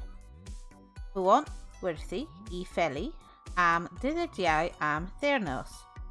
Yn ddid o'r derffyn, ac oni bai bod rhyw wyrth cyfarwydd I bw, heb fod yn Nepal. Ac I hynno gael gwybod pa sut I oedd pethau yn myned un mlan. I mae'n ddiddeil I bysiau i'r credu gwirion dansio I hyn I fawolaeth. On gwaredydd of I tro hiwn. This in English is as follows. There is a tale somewhat like the preceding one told in connection with a place called Llyn I Fynoniau. There was there racing and dancing and harping and furious fiddling. And the servant man of Gelli Ffryddiau was with his 2 dogs in their midst jumping and dancing like mad. There they were for 3 days and 3 nights without a break dancing as if for very life. And were it not for there lived nearby a conjurer who knew how things were going on, without a doubt the poor creature would have danced himself to death, but he was spared this time. The next tale I received from Mr. David Lloyd, schoolmaster, from Llanfihangel Glyn Mifir, and he heard it in that parish.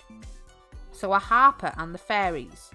There once lived in a remote part of Denbighshire called Hafod Elw, an old harper named Sean Robert, who used to be invited to parties to play for the dancers or to accompany the singers.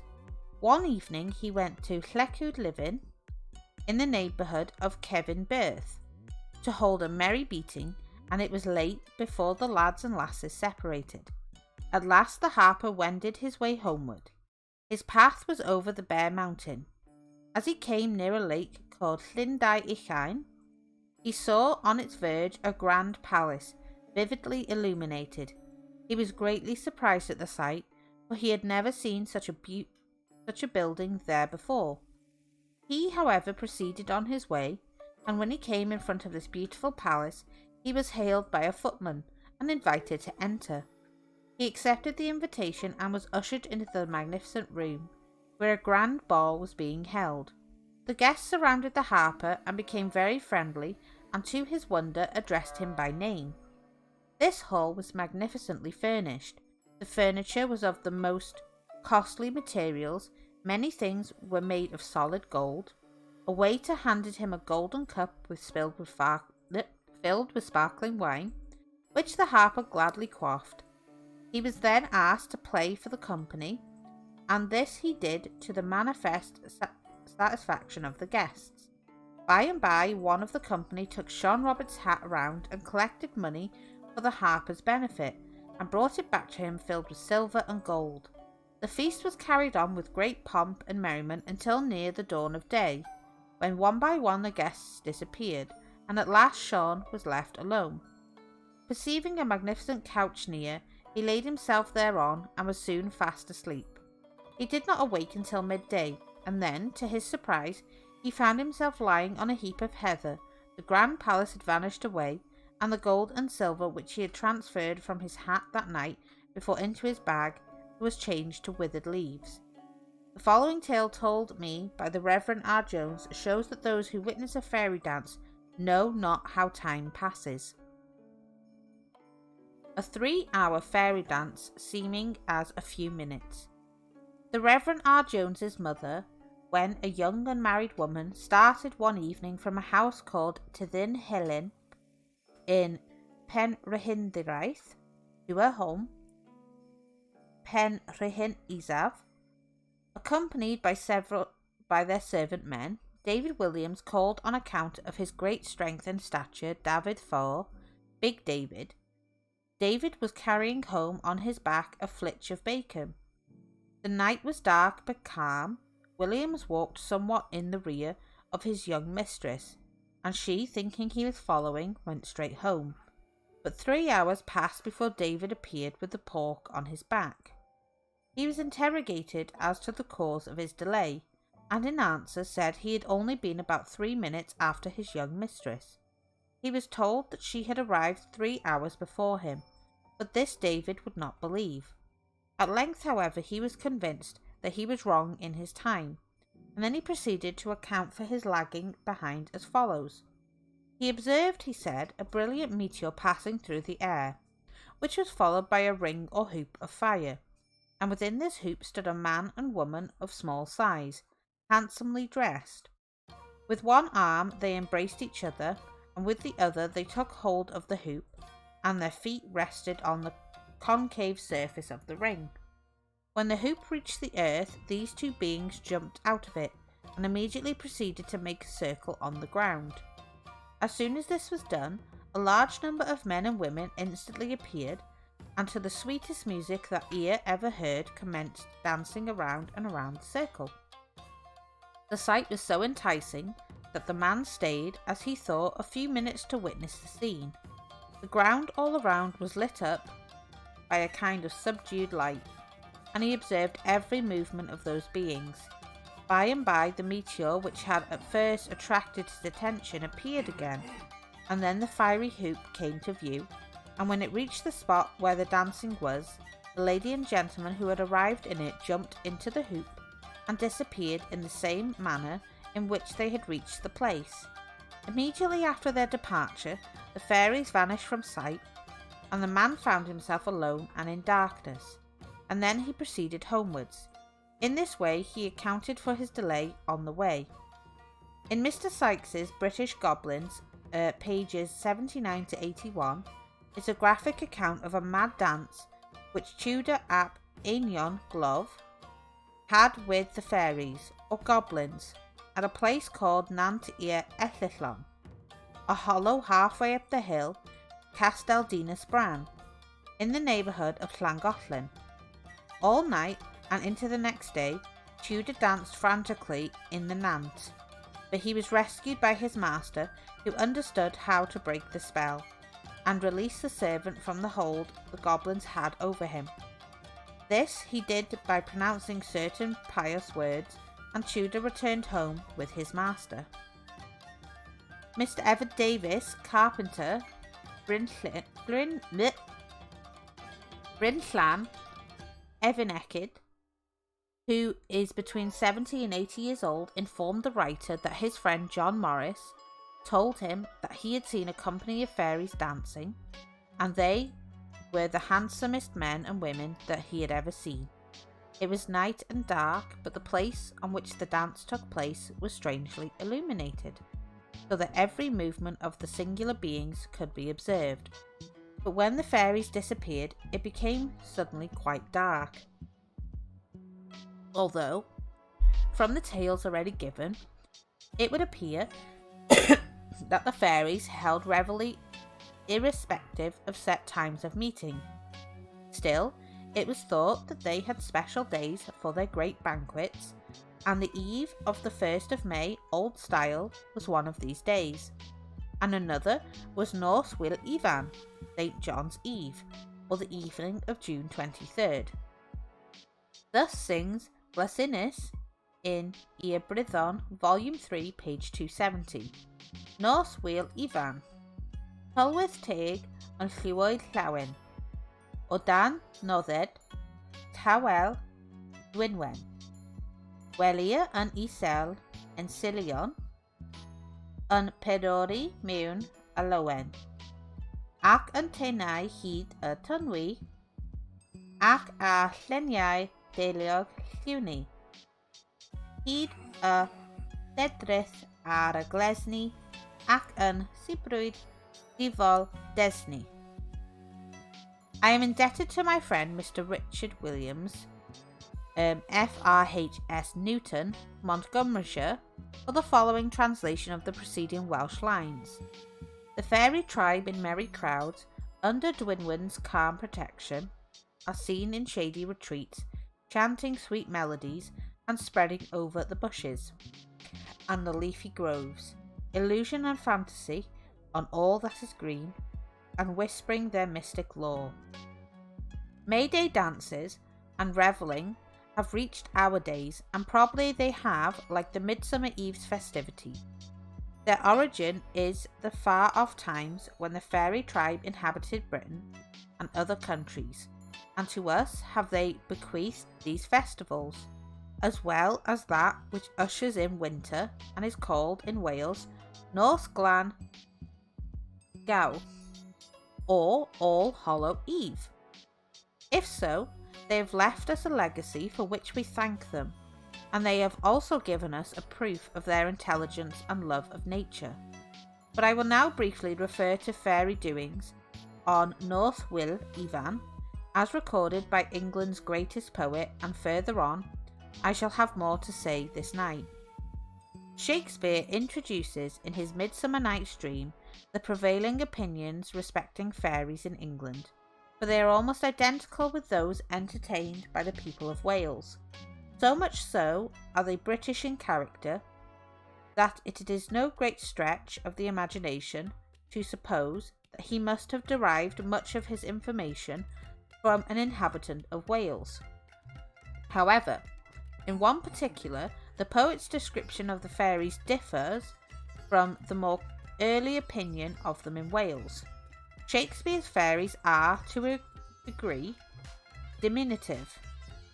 They are not so small in Wales, but as to their habits in both countries, they had much in common.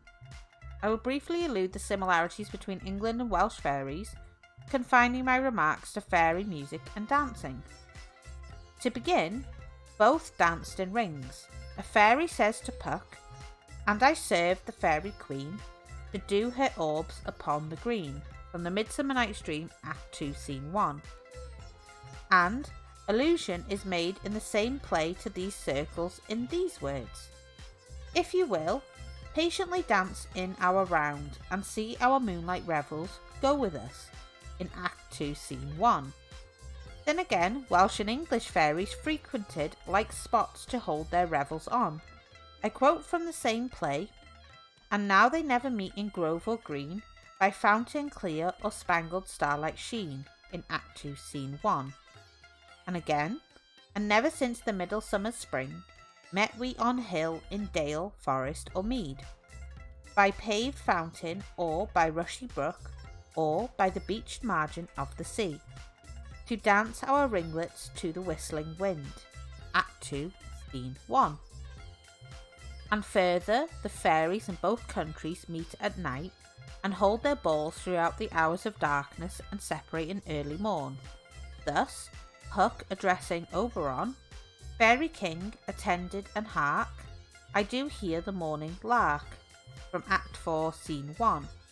Now, until the break of day, through the house each fairy stray.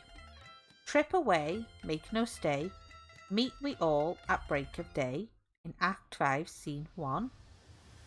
In the Welsh tales given of fairy dances, the music is always spoken of as most entrancing, and Shakespeare, in fallacious terms, gives utterance to the same thought.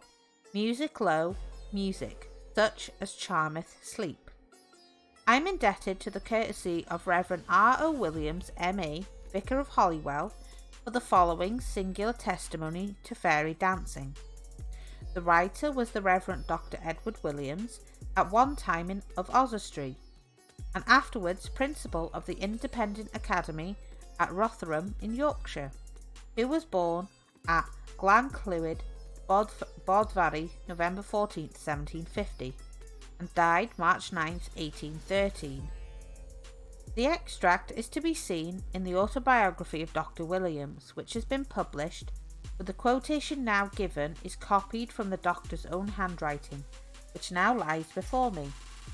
It may be stated that Mr. Wirt Sykes, in his British Goblins, refers to the dwarfs of Cae Caled, Bodvary, as knockers, but he was not justified, as will be seen from the extract, in thus describing them. For the sake of the reference, the incident shall be called the Elf Dancers of Cae Caled. Welcome back, Raylene, honey. Thank yous. Welcome back. So, Thank you. The elf dancers. I had visitors at home. Oh, you're quite alright, honey. So, the elf dancers of Cae Caled. So, Dr. Edward Williams, under the year 1757, writes as follows. I am now going to relate a circumstance in this young period of my life which probably will excite an alternate smile and thoughtful reflection, as it has often done in myself. However, singular the fact and strong the evidence of its authenticity, and, though I have often in mature age called to my mind the principles of religion and philosophy to account for it, I am forced to class it among the unknowables. And yet I may say that not only the fact itself, but also the consideration of it being to my own mind inexplicable, has offered some useful reflections, with which the relation need not be accompanied. On a fine summer day, about midsummer, between the hours of 12 at noon and 1, my eldest sister and myself, our next neighbour's children, Barbara and Anne Evans, both older than myself, were in a field called Cae Caled, near the house, all innocently engaged at play by a hedge under a tree, and not far from the stile next to that house, when one of us observed on the middle of the field a company of, what shall I call them, beings, neither men, women, nor children, dancing with great briskness. They were full in view, less than 100 yards from us, consisting of about 7 or 8 couples. We could not well reckon them, owing to the briskness of their motions and the consternation with which they were struck at the sight of so unusual. They were all clothed in red, a dress not unlike a military uniform, without hats, but their heads tied with handkerchiefs of a reddish colour, sprigged or spotted with yellow. All appeared of a size somewhat less than our own, but more like dwarfs than children. On the first discovery we began, with no small dread, to question one another as to what they could be, as there were no soldiers in the country, nor was it the time for May dancers, and as they differed from much all the human beings we had ever seen. Thus alarmed, we dropped our play, left our station, and made for the stile. Still keeping our eyes upon them, we observed one of their company starting from the rest and making towards us with a running pace. I, being the youngest, was the last at the stile, and, though stuck with an inexpressible panic, saw the grim elf just at my heels, having a full and clear, though terrific view of him, with his ancient swarthy and grim complexion. I screamed out exceedingly. My sister also and our companions set up a roar, and the former dragged me with violence over to the stile on which, at the instant, I was disengaged from it. This warlike Lilliputian leaned and stretched himself after me, but came not over. With palpitating hearts and loud cries, we ran towards the house, alarmed the family, and told them our trouble. The men instantly left their dinner, with whom, still trembling, we went to the place, and made the most solicitous and diligent inquiry in all the neighbourhood, both at the time and after, but never found the least vestige of any circumstance that could contribute to the solution of this remarkable phenomenon. Were any disposed to question the sufficiency of this quadruple evidence, the fact having could contribute to the fact having been uniformly and often attested by each of the parties and various and separate examinations, and call it a childish deception. It would do them no harm to admit that, comparing themselves with the scale of universal existence, beings with which they certainly, and others with whom it is possible, they may be surrounded every moment. They are but children of a larger size. I know but few less credulous than the relator, but he is no Sadducee. He who hath delivered will yet deliver. My friend Mr. R. Priest Jones, B.A., kindly informed me that he has several intelligent boys in his school. The boys board school Denby from Bodvari, and to them he read the preceding story, but not one of them had ever heard of it. It is singular that the story should have died so soon in the neighbourhood that gave it birth. Ooh, that was a bit of a mouthful. That was a lot. It was, yes. But we're gonna take an intermission break, so we can all stretch our legs, drinkies, and chill for a moment. So I encourage my chat to do the same. Yeah, where is it? Go to the intermission screen. Oh, care package. Thank you, Raylene. Oh, so all of us could use a bit of a stretch. Yes. So we are we're gonna enjoy a quick break. Oh, here it goes. Yep. Oh, you've already heard it, Hikari. It should be no surprise. Oh, I know. Exactly. So we'll see you in about 10 minutes, 15 minutes, guys. So get yourself something to drink, something to eat, go to the bathroom, have a stretch around, okay? See you shortly, sweeties.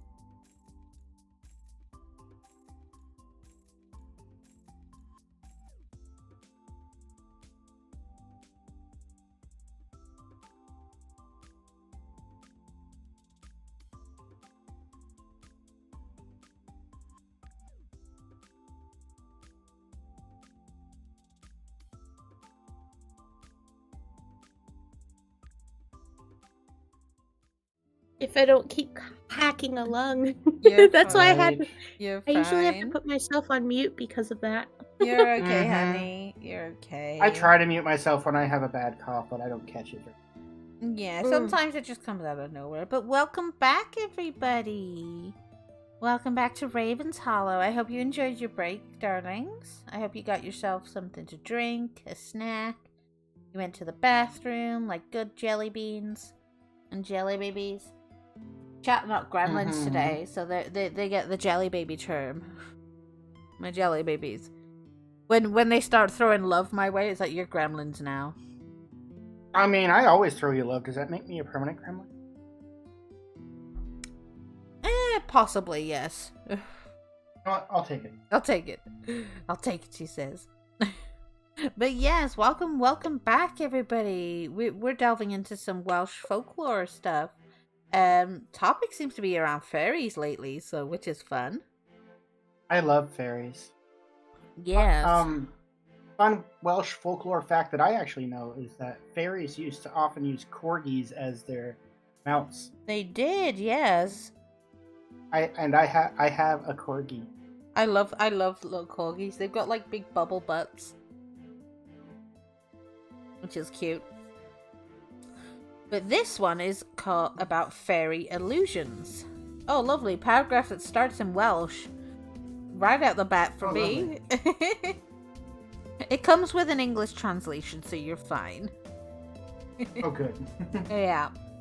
So, rhyw droi i'r oedd, brodyr o Nefyn, I dyfod a dref o ffe, Pwllheli, ac wrth I feil newydd, gwelai un fawerodd, a sian I fod yn gwybod nad oedd yn gwesti I fod yno, gofynnodd I yn o'r gweithon os oedd gan ddyd i'r istabl iddo roddi I farch, at y bydd un gadarnhaol roddwyd I march yn y istabl ac eith yn tai I mewn i'r tŷ. Gofynnodd am beint o gwr ac ni gafodd erioed well cwr na'r cwr hwnnw yn mein ychydig gofynnid am funud I orffus a chafod hynny hefyd eith I o weddol i'r hyn y doedd o ran gwylltir yn deilwng i'r brenhin ond wychfawr erbyn I iddo ddeffro cafodd I hun yn gorwedd a I hydd mewn toment lidiwr a cefydd wedi i'r rwymo wrth bolyn clawdd gwrysg. And that translates to... This in English is as follows.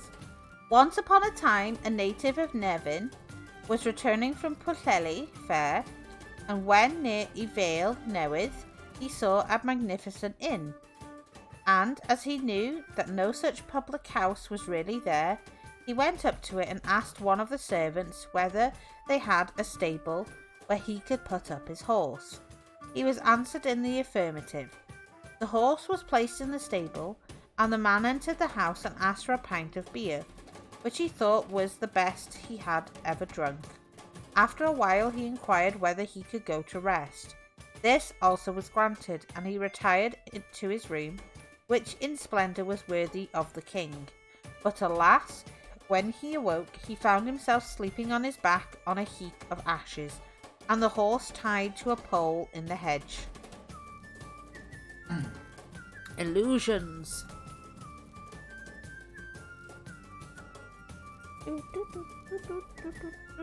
Oh, I love this song. Happy Jive. I vibe sometimes to the music. So this Oh yeah. is Fairy knockers, or the Cobblernai.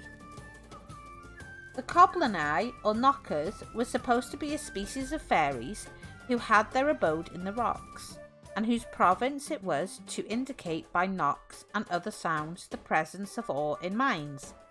It was seen that many people had dim traditions of a small race who had their dwellings in the rock. This widespread belief in the existence of cavemen has, in our days, been shown to have had a foundation in fact, and many vestiges of this people have been revealed by intelligent cave hunters. But the age in which the cavemen lived cannot even approximately be ascertained. In various parts of Wales, in the Lime Rock, their abodes have been brought to light. It is not improbable that the people who occupied the caves of ancient days were, in reality, the original fairy knockers. These people were invested in after ages by the wonder-loving mind of man with supernatural powers. Oh god, what is this name? Aeschylus, the Greek tragic poet, who died in the 69th year of his age, BC 456, in Prometheus Vinctus, refers to cave dwellers in a way that indicates that even then they belonged to a dateless antiquity. In Prometheus's speech to the chorus, oh god, what is that word? Cultes something, it's very Greek. Sorry. Lines 458 to 461 is a reference to this ancient tradition. His words put into English are these: and neither knew the warm brick-built houses exposed to the sun, nor working in wood, but they dwelt underground like as little ants in the sunless recesses of caves. The above quotation proves that the Greeks had a tradition that men in a low or the lowest state of civilization had their abodes in caves, and possibly the reference to ants would convey the idea that the cave dwellers were small people. But this as it may, it is very remarkable that the word applied to a dwarf in the dialects of the northern countries of Europe signifies also a fairy, and the dwarfs or fairies are there said to inhabit the rocks. The following quotation from Jameson's Scottish Dictionary under the word droich, a dwarf, a pygmy, shows this to have been the case. In the northern dialects, dwerg does not merely signify a dwarf, but also a fairy. The ancient northern nations, it is said, prostrated themselves before rocks, believing that they were inhabited by these pygmies, and that they thence gave forth oracles. Hence they called the echo dwergamol, as believing it to be their voice or speech. These were accounted excellent artificers, especially as smiths, from which circumstance some suppose that they have received their name. Other ISL writers assert that their ancestors did not worship the pygmies as they did the genii or spirits also supposed to reside in the rocks. Bishop Percy, in a letter to the Reverend Evans, Johann Predydd here, writes, "Nay, I make no doubt but fairies are derived from Durga, or dwarves, whose existence was so generally believed amongst all the northern nations," from the Cambro Britain, Volume 1, page 331. And again in Percy's Reliques of Ancient Poetry, Volume 3, page 171, are these remarks. It is well known that our Saxon ancestors, long before they left their German forests, believed in the existence of a kind of diminutive demons or middle species between men and spirits, whom they called Durga, or dwarves, and to whom they attributed wonderful performances far exceeding human art. Pennant, in his Tour in Scotland, 1772, pages 55 to 56, when describing the collieries of Newcastle, described the knockers thus: "The immense caverns that lay between the pillars exhibited a most gloomy appearance. I could not help inquiring hereafter the imaginary inhabitant, the creation of the labourer's fancy, the swart fairy of the mine, and was seriously answered by a black fellow at my elbow that he really had never met with any, but that his grandfather had found the little implements and tools belonging to the diminutive race of subterranean spirits. The Germans believed in two species, one fierce and malevolent, the other a gentle race, appearing like little old men dressed like the miners, and not much above 2 feet high. These wander about the drifts and chambers of the works, seem perpetually employed, yet do nothing. Some seem to cut the ore, or fling what is cut into vessels, or turn the windlass, but never do any harm to the miners, except provoked, as sensible Agricola, in this point credulous, relates in his book De Animantibus Subterraneus. Jameson, under the word fair folks, writes, besides the fairies, which are most commonly the subject of popular tradition, it appears that our forefathers believed in the existence of a class of spirits under this name that wrought in the mines. And again, quoting from the work dated 1658, the author of which says, in northern kingdoms there are great armies of devils that have their services, which they perform with the inhabitants of these countries. But they are most frequent in rocks and mines, where they break, cleave, and make them hollow, which also thrust into pitchers and buckets, and carefully fit wheels and screws whereby they are drawn upwards, and they show themselves to the labourers, when they list, like phantoms and ghosts. The preceding quotations from Pennant and Jameson correspond with the Welsh miners' ideas of the coblynau, or knockers. There is a difficulty in tracing to the origin of these opinions, but on the whole, I am strongly inclined to say that they have come down to modern times, at the remote period when cavemen existed as a distinct people. But now let us hear what our Welsh miners have to say about the coblynau. I have spoken to several miners on this subject, and although they confessed that they had not themselves heard these good little people at work, still they believed in their existence, and could name mines in which they had been heard. I was told that they are generally heard at work in new mines, and that they lead the men to the ore by knocking in its direction, and when the load is reached, the knocking ceases. But the following extracts from 2 letters written by Lewis Morris, a well-known and learned Welshman, fully express the current opinion of miners in Wales respecting knockers. The first letter was written October 14th, 1754, and the latter is dated December 4th, 1754. They appear in Bingley's North Wales, Volume 2, pages 269 to 272. Lewis Morris writes, people who know very little of art or sciences, or the powers of nature, which in other words are the powers of the author of nature, will laugh at us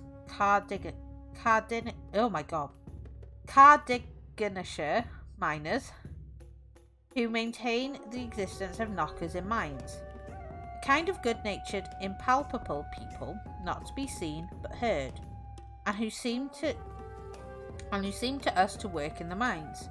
That is to say, they are the types of forerunners of working in mines as dreams are of some accident which happens to us. The barometer falls before rain or storms. If we do not know the construction of it, we should call it a kind of dream that foretells rain. But we know it is natural and produced by natural means, comprehended by us. Now here we are sure, or anybody sure, but that our dreams are produced by the same natural means. There is some faint resemblance of this in the sense of hearing. The bird is killed before we hear the report of the gun. However, this is, I must speak well of the knockers, for they have actually stood my good friends, whether they are aerial beings called spirits, or whether they are people made of matter, not to be felt by our gross bodies, as air and fire and the like. Before the discovery of the Esgar y Mewn mine, these little people, as we call them here, worked hard their day and night, and there are abundance of honest, sober people who have heard them, and some persons who have no notion of them or of mines either, but after the discovery of the great ore they were heard no more. When I began to work at Llyw'n Llwyd, They worked so fresh there for a considerable time that they frightened some young workmen out of the work. This was when we were driving levels, and before we had got any ore. But when we came to the ore, they then gave over, and I heard no more talk of them.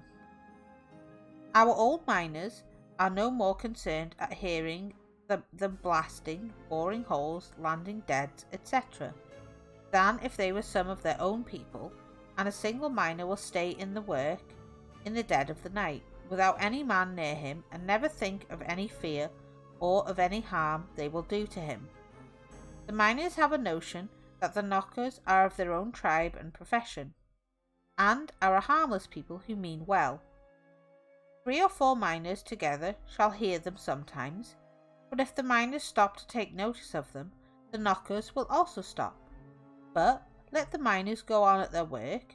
Suppose it is boring, the knockers will at the same time go on a brisk as can be in landing, blasting or beating down the loose, as they are always heard a little distance from them before they come to the ore. These are odd assertions, but they are certainly facts, though we cannot and do not pretend to account for them. We have now very good ore at Llwyd, where the knockers were heard to work, but have now yielded up the place and are no more heard. Let who will laugh, we have the greatest reason to rejoice and thank the knockers, or rather God, who sends us these notices.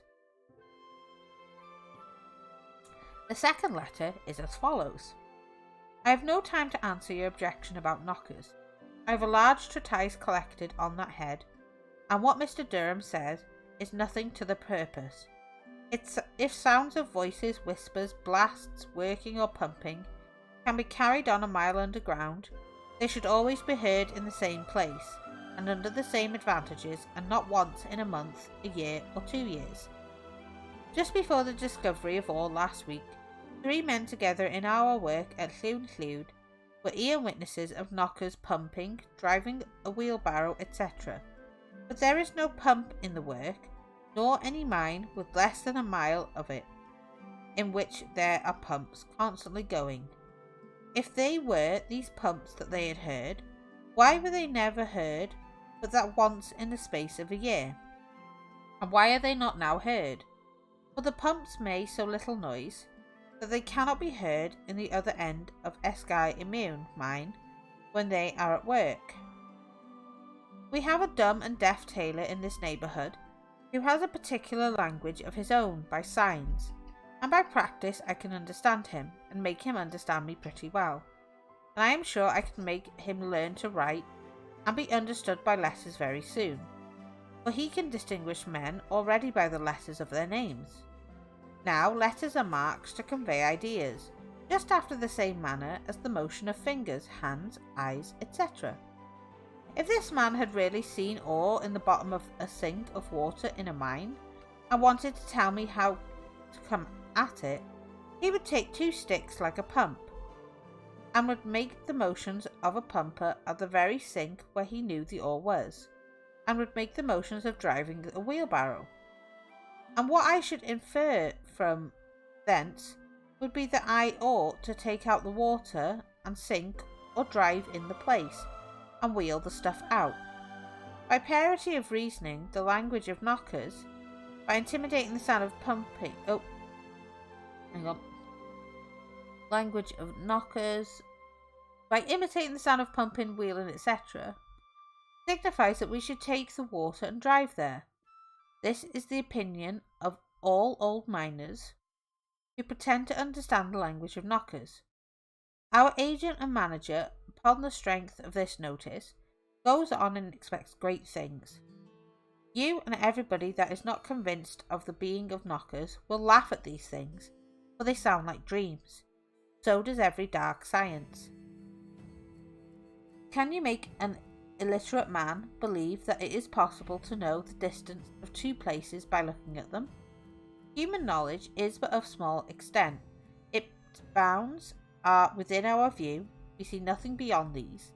The great universal creation contains power, etc., that we cannot so much as guess at. May there not exist beings and vast powers infinitely smaller than the particles of air, to whom air is as hard a body as the diamond is to us? Why not? There is neither great nor small, but by comparison, our knockers are some of these powers, the guardians of minds. You remember the story in Selden's Table Tale of Sir Robert Cotton and others disputing about Moses' shoe.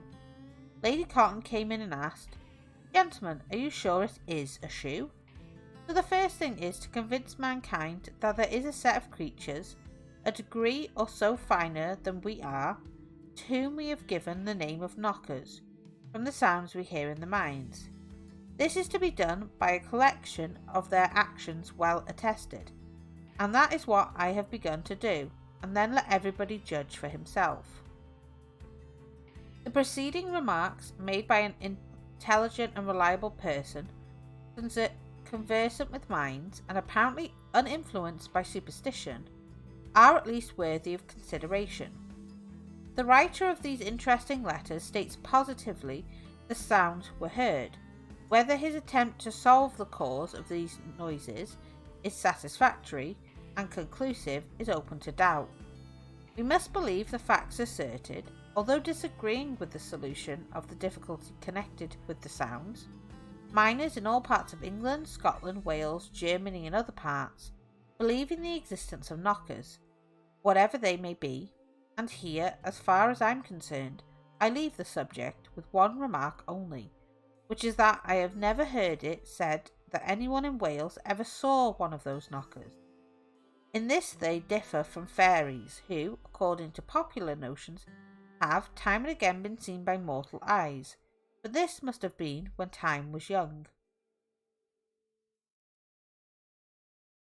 The writer is aware that Mr. Sykes, in his British Goblins, page 28, gives an account of coblini or knockers, which he affirms had been seen by some children who were playing in a field in the parish of Bodvary, near Denbigh, and that they were dancing like mad and terribly frightened the children. But in the autobiography of Dr. Edward Williams, already referred to page 98, whence Mr. Sykes derived the information of the dwarfs of Cae Caled, they are called beings and not coblini. Before concluding my remarks on fairy knockers, I will give you one more quotation from Bingley, who sums up the matter in the following words. Give me a moment, sweetheart, and I will do that confetti cannon for you. I am acquainted with the subject only from report, but I can assure my readers that I have found people in Wales that did not give full credence to it. The elucidation of these extraordinary facts must be left to those persons who have better opportunities of inquiring into them than I have. I may be permitted to express a hope that the subject will not be neglected, and that those who reside in any neighbourhood where the noises are heard will carefully investigate their cause and, if possible, give it to the world a more accurate account of them than the present.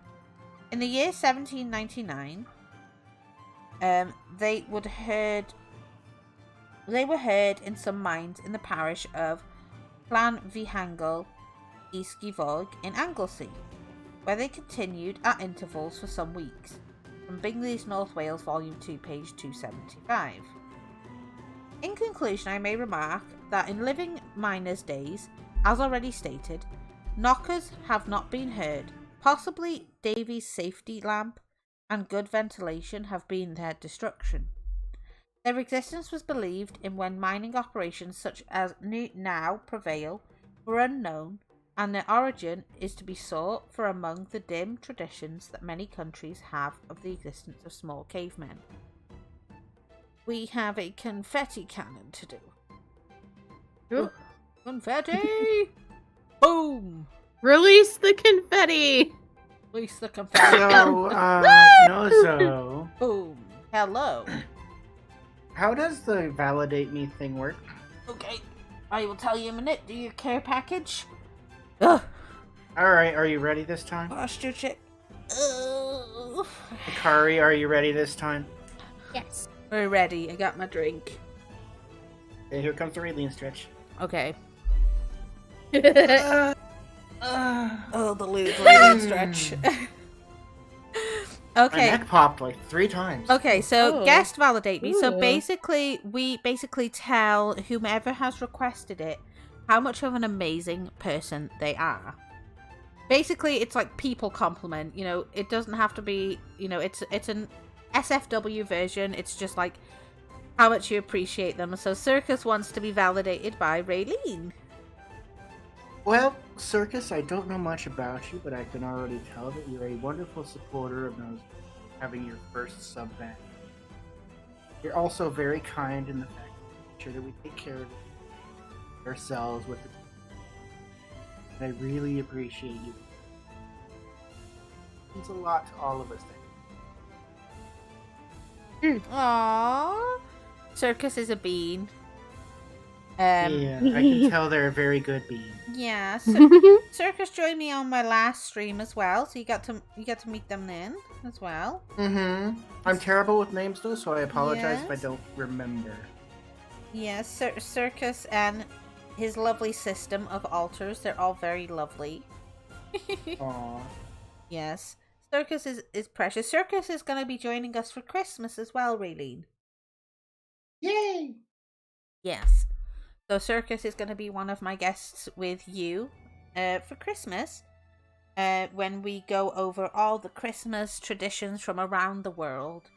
You know, we'll involve like Hanukkah, solstice, and how everybody in countries celebrate Christmas, really. Are you going to cover the more obscure ones like Winter Emus? Yeah, I'm going to literally do research on everything, like, around the world, you know. Which will be super, super fun. And I can't wait. I know Circus can't wait either. That's going to be hella fun.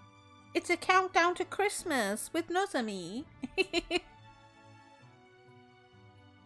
Yes, best Christmas. And we'll have like Santa hats. I'll get presents and, you know, put them all on the stream. You know, Tiny Nozo always has her Santa hat on. She's vibing. Aww. Yes. Mhm. We need Guarding to the find tip some jar. fun Xmas games. Oh yes. Hikari suggested I do some learn Duolingo with everybody. So that's gonna be super fun. I'm gonna look into those too. It's like, hey, come learn languages with Nozomi. I might do a Welsh one as well first. Just don't miss your schedule or the owl will come after you. You know what'd be so fun is like if we did like, do y'all know what oh god, what is the game? It's like the drawing game. I think I've heard of it. Hang on. Let me look it up. There's a lot of drawing games. Let me look it up. Yes. It's Gardic Phone. So Gardic Phone. Gardic Phone. Yeah. So we could do like a Christmas theme. Yeah, definitely. And do like a collab. We could do a collab with people to do like Gardic Phone with people Christmas themed. Yeah. Oh, definitely. And we could also do like Amogus. Just. Oh god, I need Or to get Goose I need Stuff. to I need to get Amogus. Somebody actually made me a Nozomi Among Us character. I don't have Oh, Jackbox. I have Jackboxes. I could host. I don't have Oh. 7 or 8, but I have all the other ones. Oh yeah, I haven't played Jackbox. Speaking of a But I'm trying to think of like Christmas related, like we could dress up in holiday Christmas themed. costumes. Yeah, we can True. do like, you know, ugly sweaters and, you know, I've got headbands, I've got Santa hats, I've got snow. I could get some gifts. Speaking of like Nozomi Amogus version, yes. I got this way back in the day. Oh, I need to have a look in my Discord. Let me look. Oh my god, yes. I I haven't have played one. Among Us in a long time. I have one. I need to find it. Let me post it up. I want to make an Amogus of myself. I had somebody on Aw. Twitter was basically like, drop your PNG. I'm gonna do something, something funny. And I was like, okay. Now, this one was my favorite because I was like, oh, I've never played Among Us. I've watched people play it, but it was super funny. And they were basically like, they tagged me in it, and it was just little knows me, and I was like, yes. And then another person was like, I'm gonna do something sussy. Give me your PNG. It's all for fun. They put my PNG in a jar. Oh gosh. They put it in a jar. This PNG right here is in a jar. Hello, Capricorn. How are you, honey? Hello, Capricorn. Told you, Cap has the same energy as you do, Raylene. He's a big pervy. Oh. Yes. They picked nose of me. Yes. I could show you two. I could show you two Raylene in a jar. Oh goodness. How are you, Capricorn? How are you, darling? Believe it or not, it's not as bad. It's as dragon wifey. I've ascended to wifey status. Ooh. I mean, you would make a great wifey. Oh, thank you. Thank you. You know I collect waifus, so I'm a good judge. Probably everybody's like, it's like Nozomi's mom, Nozomi's waifu, Nozomi's precious bean. We must protect the bean. I'm okay. This was lazy. Of course you're lazy. But I'm gonna be getting my new model soon. It's hopefully tomorrow, Cap. Setting some stuff up.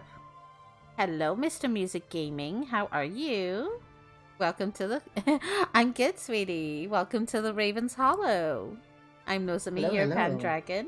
Joining me are the lovely Raylene and Hikari today. Mm-hmm. Yes. Hikari, my lovely adopted. Aw, thank you, sweetie. Thank you for the follow, sweetie. You made it on Santa's naughty list. Oh my, do you get coal this year? What? Why am I lazy? Call me out. No, I'm just saying, honey, that you and Raylene would get along very well. You're both very pervy. Yes. But yes, Cap, you need to come be a guest with me this week one day. I'm streaming again Thursday. Get your butt over here on Thursday. Yes. Come and enjoy some lovely Welsh folklore about fairies and demons and Satan and all sorts of fun shit. It's okay. You avoided the Mr. Pinkerton voice. What's Thursday? 2 days from now, honey. Welsh folklore with me. You get to be on the screen. Possibly if Raylene's free. Pretty ladies. Thursday, I have prior commitments. Thursday. Okay.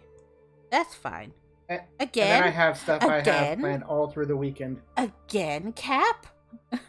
Welsh folklore is fun.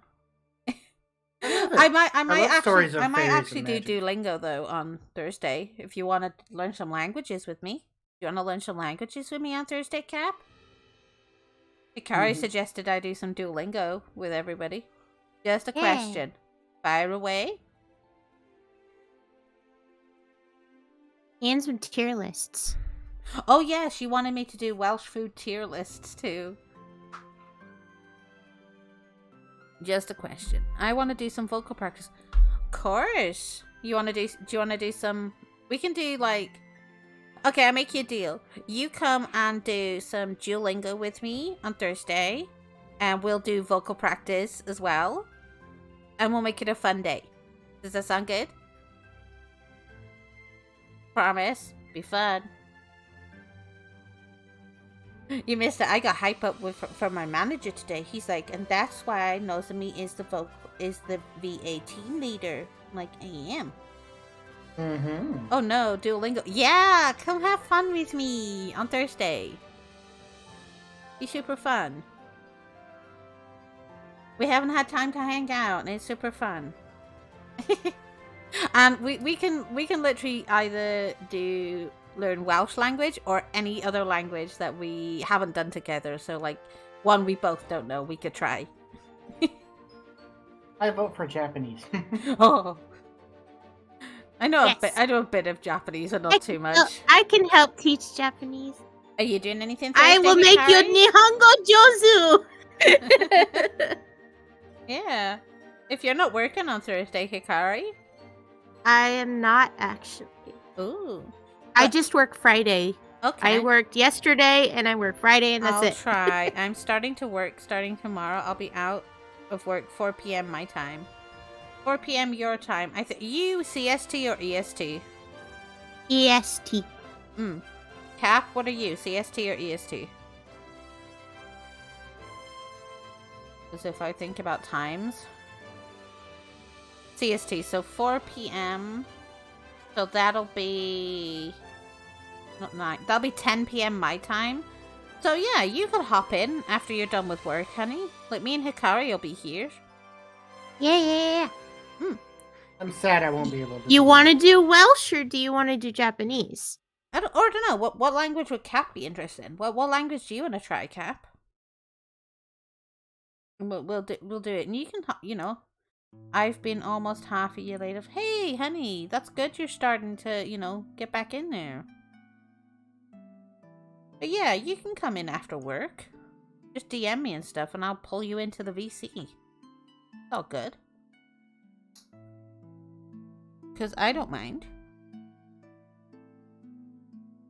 Oh my god, pretty jars. A very pretty jar. Any language, really. Awesome. So, we can delve into that. Also, I need your server invite. Yes, I will drop that to you. Oh, let me pop that in there right now. There you go. I'll pop this in there. Yes. Don't forget to open your ticket and sort that out. Well, I'll just make sure you're verified and all that fun shit. 'Cause that's also fun. Make sure I give you the role when you come in. Go look on my server now. Excuse me, sorry. You're fine. You're fine. Let me give you the role, Cap. There you go. Road to Dusk. Ma'am, look at open a ticket. Goddamn.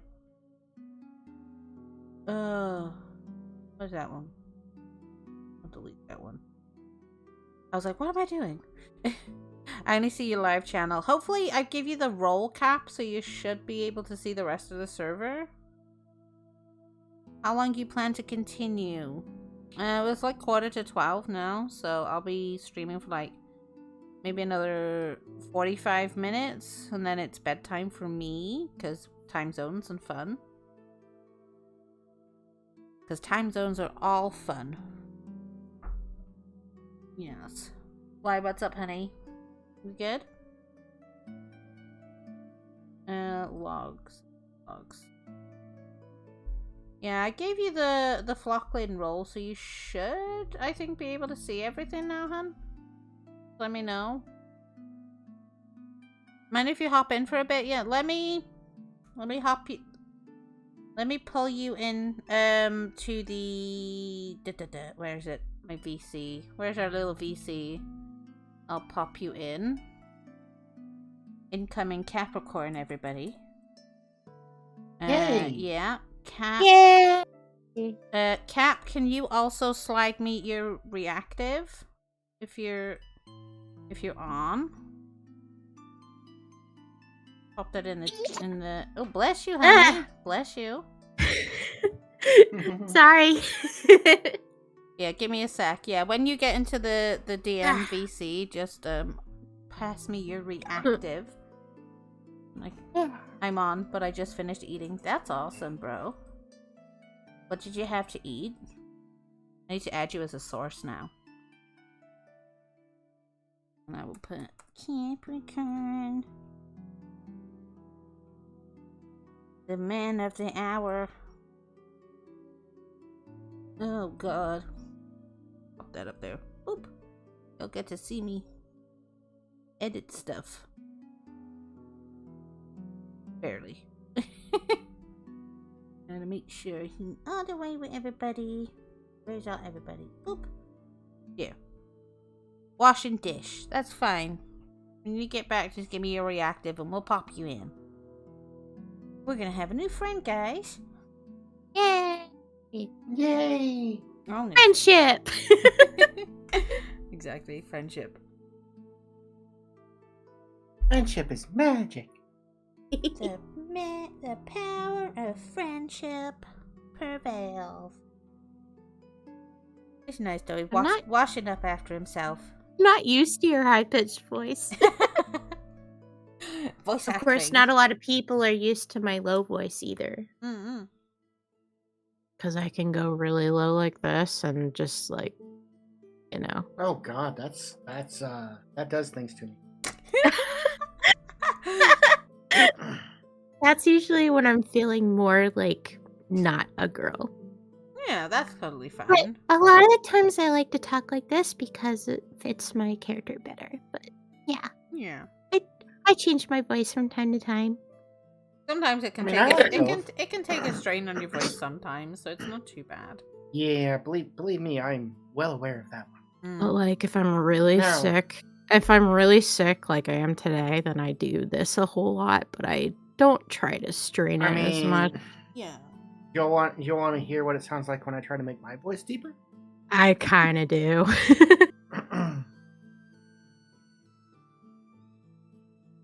So I actually do a lot.